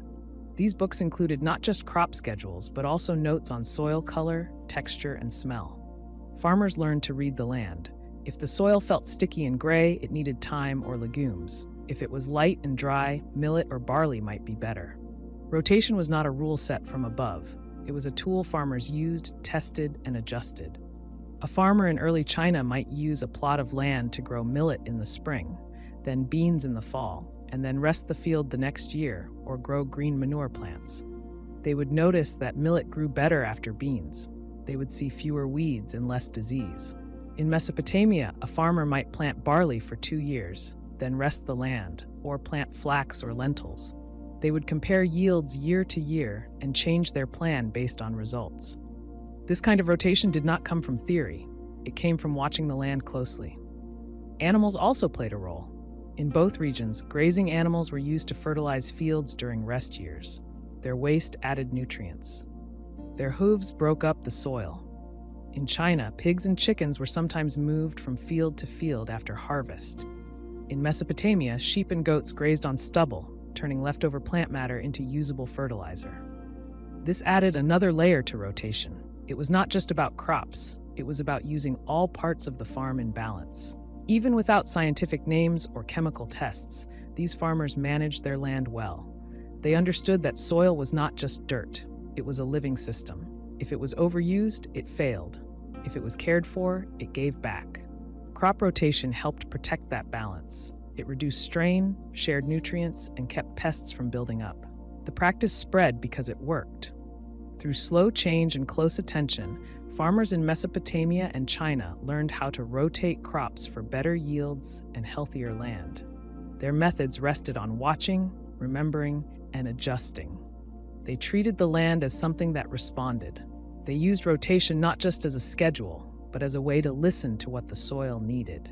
In doing so, they passed on one of the oldest tools of sustainable farming. Early farmers in Egypt and India paid close attention to the natural world. They watched how animals, plants, and seasons worked together. One pattern they noticed was the link between bees and plant growth. They saw that certain plants bore more fruit when bees visited them. They may not have known the full science of pollen or flower anatomy, but they saw that bees played a role in plant fertility. Over time, they included bees in their farming systems, their stories, and their ideas about nature. They treated bees not just as honey producers, but as workers who helped plants grow. In Egypt, bees were raised in long clay hives. These hives were shaped like tubes and placed in rows along the edge of fields. Beekeepers moved the hives from one place to another depending on the season. They watched which crops needed bees and made sure the hives were close to those plants. They saw that when bees visited flowers, more pods and fruits formed. If there were no bees, the plants did not produce as much. In temple records and wall paintings, bees were often shown near flowers. Honey was valued as food, medicine, and offering, but the farmers also knew that bees helped their crops. Egyptian records show that bees were part of planned agriculture. In the Fayum region, near the Nile, farmers used canals to irrigate fields and orchards. They placed hives nearby so that bees could reach the blossoms. They noticed that fig trees, dates, and certain grains did better when bees were active. In some cases, they even climbed trees to dust pollen by hand, copying what they saw the bees do. They may not have had words like stigma or anther, but they saw the effect. When bees moved from flower to flower, the plants responded. They saw that without insects, the fruit yield dropped. In India, bees were part of village life as well. People kept hives in trees, walls, and pots. In early texts like the Rig Veda and the Atharva Veda, bees were mentioned with respect. These texts describe the bee as a gatherer, a carrier of sweetness, and a bringer of health. They praised the bee for its work among the flowers. Later, in the Charaka Samhita, an early text on medicine, honey was described as a balanced food and a healing agent. These descriptions show that bees were observed carefully, not just as insects, but as part of a larger system. Farmers in India noticed that bees followed certain flowers more than others. They knew that bees visited mango trees when the blossoms opened. They saw bees gather at mustard fields in the early morning. They saw that some crops needed bees more than others. Mango, guava, and sesame all set more fruit when bees were present. Farmers linked bee activity with harvest quality. If a storm came and the bees stayed away, the crop suffered. If the weather was dry and the bees were busy, the crop did well. Some farmers also used hand pollination when needed. In regions where fig trees grew, they noticed that certain small insects lived inside the fruit. These insects helped the fig develop. If the insects were missing, the fruit would not grow fully. In response, farmers sometimes helped by brushing pollen from one tree to another. This was rare, but it showed they understood that something moved between flowers to make fruit. In both Egypt and India, farmers also noticed the timing of flower opening. They saw that bees came when flowers opened at dawn or midday. They noticed that certain flowers closed when the sun faded. They used this timing to manage their hives and plan planting. If bees avoided a plant, they questioned why. If bees flocked to it, they expected a good yield. They matched crop choices to bee behavior. Bees were also used in orchard planning. In India, groves of fruit trees were planted in ways that supported pollination. Trees were spaced so bees could fly easily between them. In some areas, wildflowers were left near orchards to feed bees when fruit trees were not in bloom. This kept the bee colonies strong. Farmers also placed water sources near hives to support the bees in dry weather. These steps show that bees were not left to chance. They were managed as part of the growing system. Religious and cultural views also played a role. In Egypt, the bee was a royal symbol. One of the titles of the pharaoh was "He of the Sedge and the Bee." The bee stood for order, productivity, and care. In Indian tradition, the bee was linked to deities and used in poetry and song. In some stories, the god of love carried a bow strung with bees. In others, meditation was described as the quiet hum of bees in the heart. These images suggest deep respect based on long observation. A typical farmer might wake early and watch the fields as the sun rose. They would note which flowers opened and where the bees went first. They would listen for the hum of activity and judge the health of the hive. They would watch if bees flew straight or wandered. If bees moved quickly and returned often, the flowers were giving good nectar. If the bees slowed or scattered, something was wrong. Perhaps the weather, perhaps disease. These signs were used to plan watering, weeding, and harvesting. When the flowers faded and the fruit began to grow, the farmer gave credit to the bees. In Egypt, after harvest, honey was collected and stored. The same bees that fed the plants gave honey to the people. In India, honey was offered in temples and used in healing. It was not a separate crop. It was part of a cycle that started with flowers and ended with food.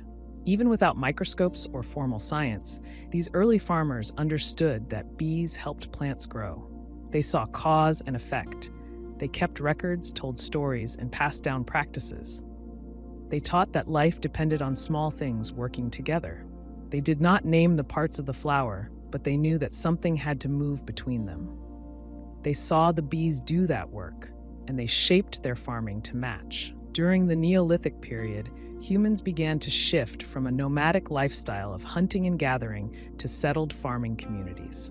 This change allowed people to have more control over the food they ate, the animals they raised, and the plants they grew.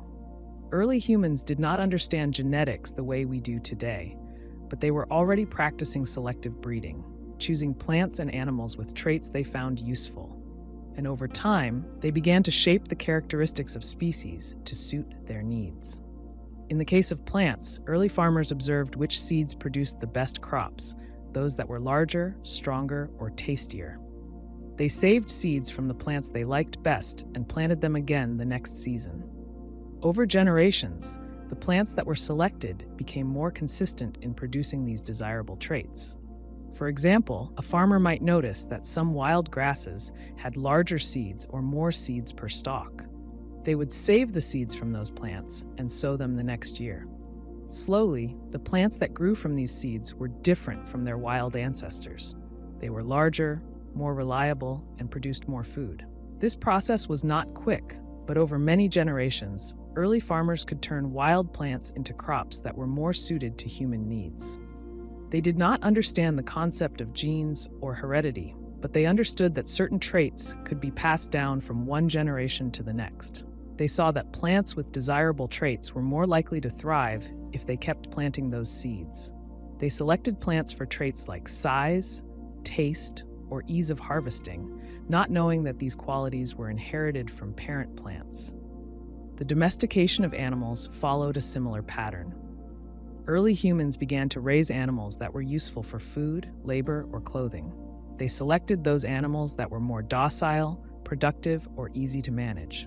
For example, wild goats or sheep were often aggressive and difficult to control.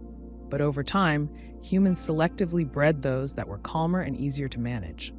This helped them build flocks or herds that were easier to care for and more reliable sources of meat, milk, and wool. In the case of dogs, early humans may have selected for traits like size, temperament, or hunting ability. Dogs that were friendlier and more helpful in hunting or guarding might have been kept as companions and bred with each other. Over generations, these dogs developed traits that made them more suitable for living alongside humans. The relationship between humans and dogs began as a mutual benefit.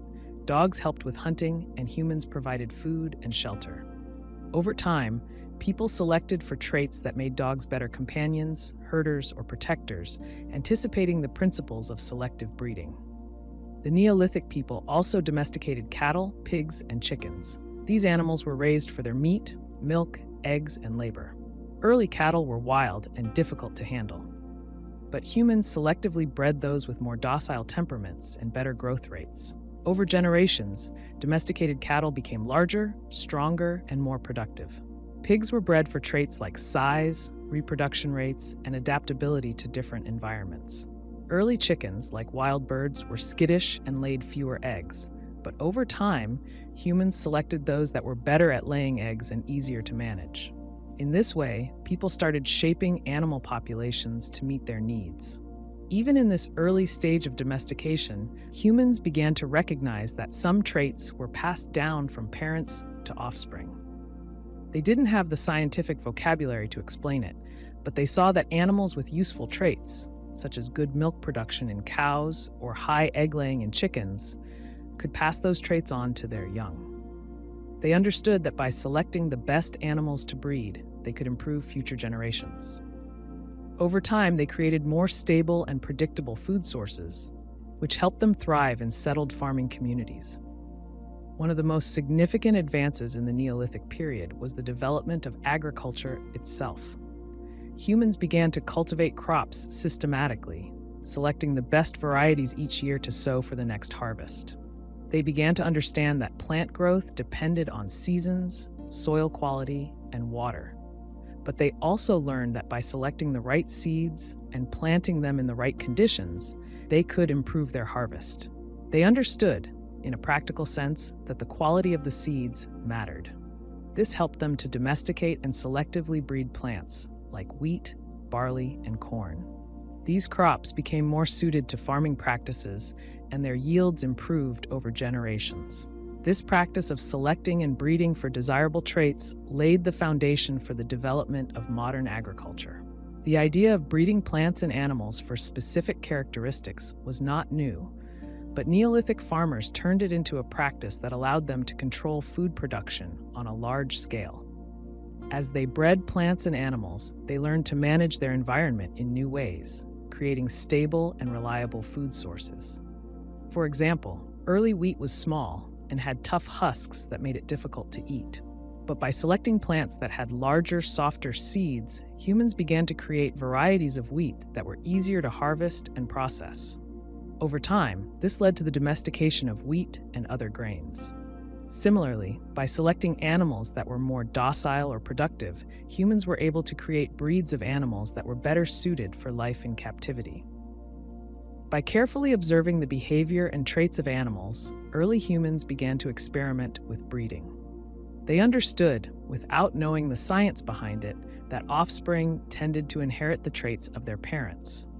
They saw that animals with better traits, such as faster growth or more milk production, could pass those traits down to their young.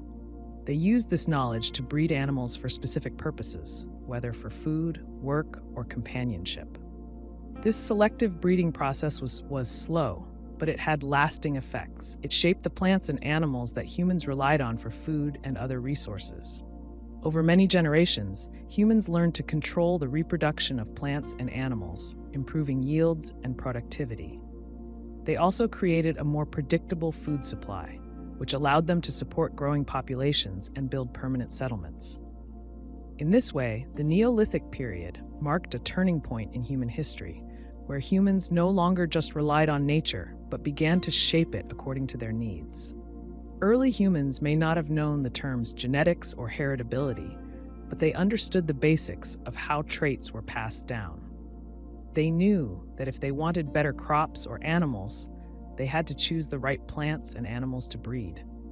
They worked with nature's patterns, and in doing so, began to influence the course of their future. Their careful observations and selections set the foundation for the agricultural systems that would support civilizations for thousands of years. Indigenous peoples across the world have long understood the deep connections between plants, animals, and the environment. Their knowledge of these relationships wasn't based on scientific theories, but on careful observation, lived experience, and a respectful interaction with nature. One of the best examples of this is the practice of three sisters planting, a method used by many Native American groups, particularly those in the northeastern part of what is now the United States. This practice involves planting three crops together: corn, beans, and squash, because of the benefits they provide one another.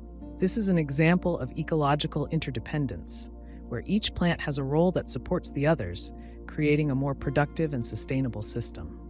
Corn, beans, and squash are often referred to as the three sisters because they have been grown together for centuries. The idea behind planting them together comes from the fact that each plant provides something the others need. Corn grows tall and strong, creating natural poles for the beans to climb. Beans are legumes, meaning they take nitrogen from the air and fix it in the soil, making it more fertile. The nitrogen in the soil is something corn needs to grow, so the beans help feed the corn. Squash, with its broad leaves, spreads out along the ground, covering the soil and providing shade.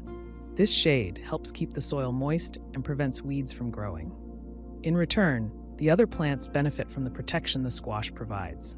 The relationship between these plants is a perfect example of symbiosis, a biological term used to describe how two different organisms live together in close, often beneficial relationships. The three sisters provide a clear demonstration of how plants can work together, sharing resources and space to create a more productive and resilient ecosystem. Each plant plays a role in supporting the others, forming a system that benefits everyone involved. One of the key aspects of this planting method is its focus on sustainability. The practice of growing the three plants together reduces the need for external fertilizers and pesticides. Corn, beans, and squash are naturally adapted to growing together in a way that helps each one thrive without the need for chemical inputs. The beans help enrich the soil, the squash keeps the soil cooler and more moist, and the corn provides structure. By using this method, indigenous farmers were able to grow these crops in a way that not only increased yields, but also helped maintain soil health over time. The interdependence of these three plants goes beyond just their physical roles. The practice of growing corn, beans, and squash together also reflects a deep understanding of the natural cycles and rhythms of the environment. Indigenous farmers knew when to plant and harvest based on the seasons, and they understood how different plants responded to changes in temperature, rainfall, and light. They recognized that the environment was not something to be controlled, but something to be worked with. The Three Sisters method is a perfect example of this philosophy, as it takes into account the natural habits and needs of each plant and aligns them to create a balanced and sustainable growing system.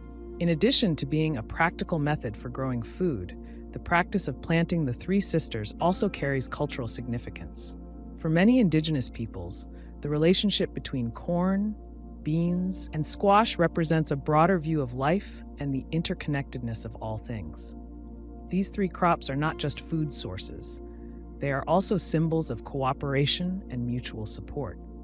In many indigenous cultures, these crops are considered sacred, and their growing together reflects a deep understanding of how humans, plants, and animals are all part of a larger, interconnected ecosystem. For example, among the Haudenosaunee, Iroquois people, the three sisters are often seen as a gift from the earth, given to support life. According to their teachings, the corn, beans, and squash are considered sisters because they work together to nourish each other and those who cultivate them. This relationship is seen as a model for how humans should interact with nature, not as masters over it, but as partners who work together in harmony. The wisdom of planting the three sisters together also extends to the way these crops are used. Corn, beans, and squash were often prepared together in meals, and each of them contributed to a well-rounded diet. Corn provided energy in the form of carbohydrates, beans offered protein, and squash gave essential vitamins and minerals. This trio of crops became the foundation of many indigenous diets, as they were nutritious, versatile, and easy to grow. By growing them together, indigenous farmers ensured that they would have a balanced and reliable food supply year after year. The practice of three sisters planting is not just limited to the crops themselves. It also serves as a broader example of how traditional ecological knowledge extends beyond farming to encompass a holistic understanding of nature. Indigenous people recognized that their survival depended not only on understanding how plants grow, but also on understanding how the animals, soil, and weather interact.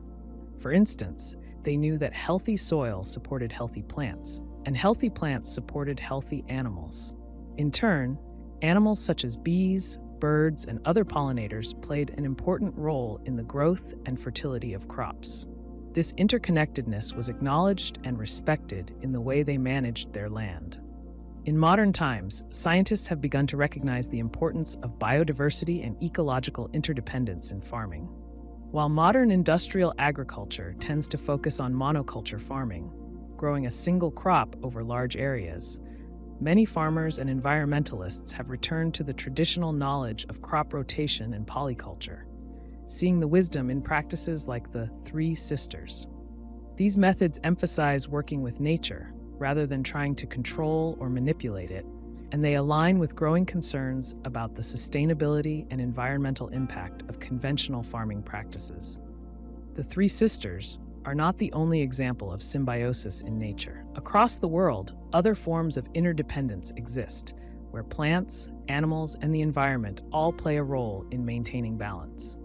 But the practice of growing these three crops together offers a simple, clear illustration of how understanding the relationships between living things can lead to more sustainable and harmonious ways of living. By looking closely at how different elements of nature work together, humans can develop systems that support life rather than harm it. For a farmer using the Three Sisters method, the process starts with observing the land, its soil, its seasons, and the natural rhythms that govern plant growth.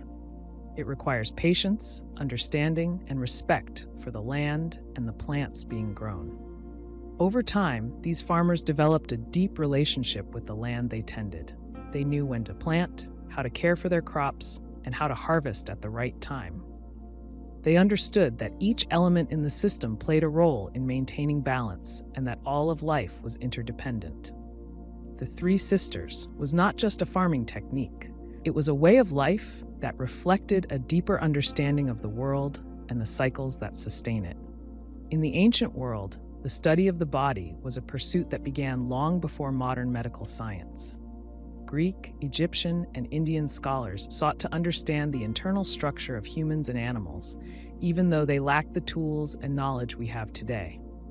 These early anatomists approached the human body with curiosity, and through dissection and observation, they laid the groundwork for later studies of anatomy, even if their views were not always accurate by modern standards.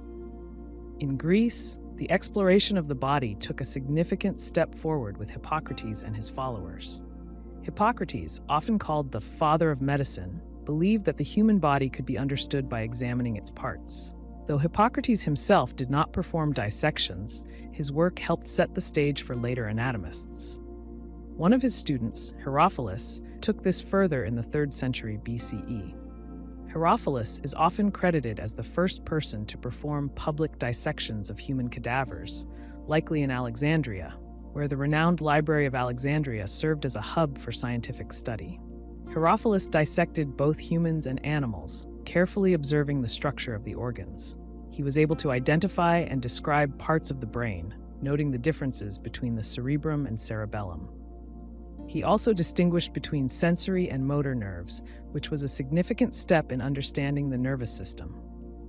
Herophilus and another anatomist of the same time, Erasistratus, pushed the boundaries of anatomical knowledge by studying the circulatory system. They discovered the importance of the heart and blood vessels in the flow of blood. Erasistratus even suggested that the heart acted as a pump, a concept that would not be fully understood until much later. These early dissections were limited to the outer layers of the body. Internal organs were studied but often not understood in the way we do today. Still, their observations formed the foundation for the later development of the study of anatomy. In Egypt, the approach to understanding the human body was different, but still rooted in close observation. Ancient Egyptians had a strong interest in the body, particularly in relation to death and the afterlife. Mummification, the practice of preserving bodies for burial, allowed them to gain some insight into the internal structure. Priests and embalmers who practiced mummification would remove internal organs, like the stomach, liver, lungs, and intestines, to preserve them separately. Though these organs were preserved and treated with care, their understanding of internal anatomy was more connected to the preservation of the body for spiritual reasons than to scientific study. Still, the Egyptians did make some anatomical observations. Their medical texts, such as the Ebers Papyrus, contained references to the body's organs and functions. They recognized that the heart played a central role in life and health, and they linked the heart to both physical and spiritual well-being. They believed that the heart was the seat of emotion and intelligence, a concept that would be echoed in later cultures. While they did not conduct dissection in the same way as the Greeks, their efforts at preserving the body allowed them to understand at least some aspects of human anatomy, even if it was mostly focused on the preservation of life after death. In India, anatomical exploration was also intertwined with both spiritual and medical practice. The ancient texts of India, particularly the Sushruta Samhita, which dates back to the first few centuries BCE, contain detailed descriptions of the body's structure. Sushruta, a physician, is often credited as one of the earliest to document surgical procedures and anatomical knowledge. His work includes descriptions of human dissection and the use of surgery for medical purposes. While direct dissection of human bodies was not always common, Sushruta's writings suggest that knowledge of anatomy was advanced enough to understand the function of the internal organs. The Sushruta Samhita describes various surgical techniques, including the removal of tumors, the repair of broken bones, and the procedures for treating injuries. The text shows that early Indian doctors understood the importance of the body's internal workings. It described the use of surgical tools, many of which were remarkably similar to those used in modern times. It also emphasized the role of observation in learning about the human body. Though the anatomical knowledge in India was often combined with spiritual ideas, such as the belief in the channels of energy called nadis, the physical structures of the body were also carefully studied. Sushruta's work included detailed descriptions of the five senses, the structure of the body's internal organs, and the veins and arteries that carry blood. His observations on the functions of the digestive system, respiratory system, and circulatory system were ahead of their time. He even described the process of how the body's waste was eliminated. While his work was still influenced by religious and philosophical ideas, it was also based on a practical understanding of human anatomy. His detailed instructions for surgical operations showed that he and his contemporaries had a solid understanding of how the body functioned, even if some of their beliefs about the body's spiritual elements would not be accepted today. Across these three ancient civilizations, the idea of dissection and anatomical study was in its early stages. The Greek approach, with anatomists like Herophilus, Erasistratus, and later Galen, was more focused on detailed observation of the body's structure, although much of their knowledge was based on animal dissections and the limited human dissections they could perform. They focused on understanding the nervous, circulatory, and digestive systems, and while many of their conclusions were incorrect, their methods of observation and reasoning laid the groundwork for future anatomical studies. In Egypt, the focus on the body was more tied to religious and afterlife beliefs, but their embalming practices did give them insight into the body's internal structure. Their understanding was mostly limited to what was necessary for mummification, but it showed their recognition of the body as an organized system of parts. In India, Sushruta's detailed work on surgery and internal anatomy combined practical medical knowledge with spiritual beliefs, illustrating a holistic approach to the body's structure and function. While none of these ancient anatomists and physicians had access to the technology or knowledge we have today, their careful observations, dissections, and experiments provided a foundation for understanding the internal workings of the body. They might not have known about cells, DNA, or the complex biochemical processes of life, but they saw the body as a system of parts that worked together.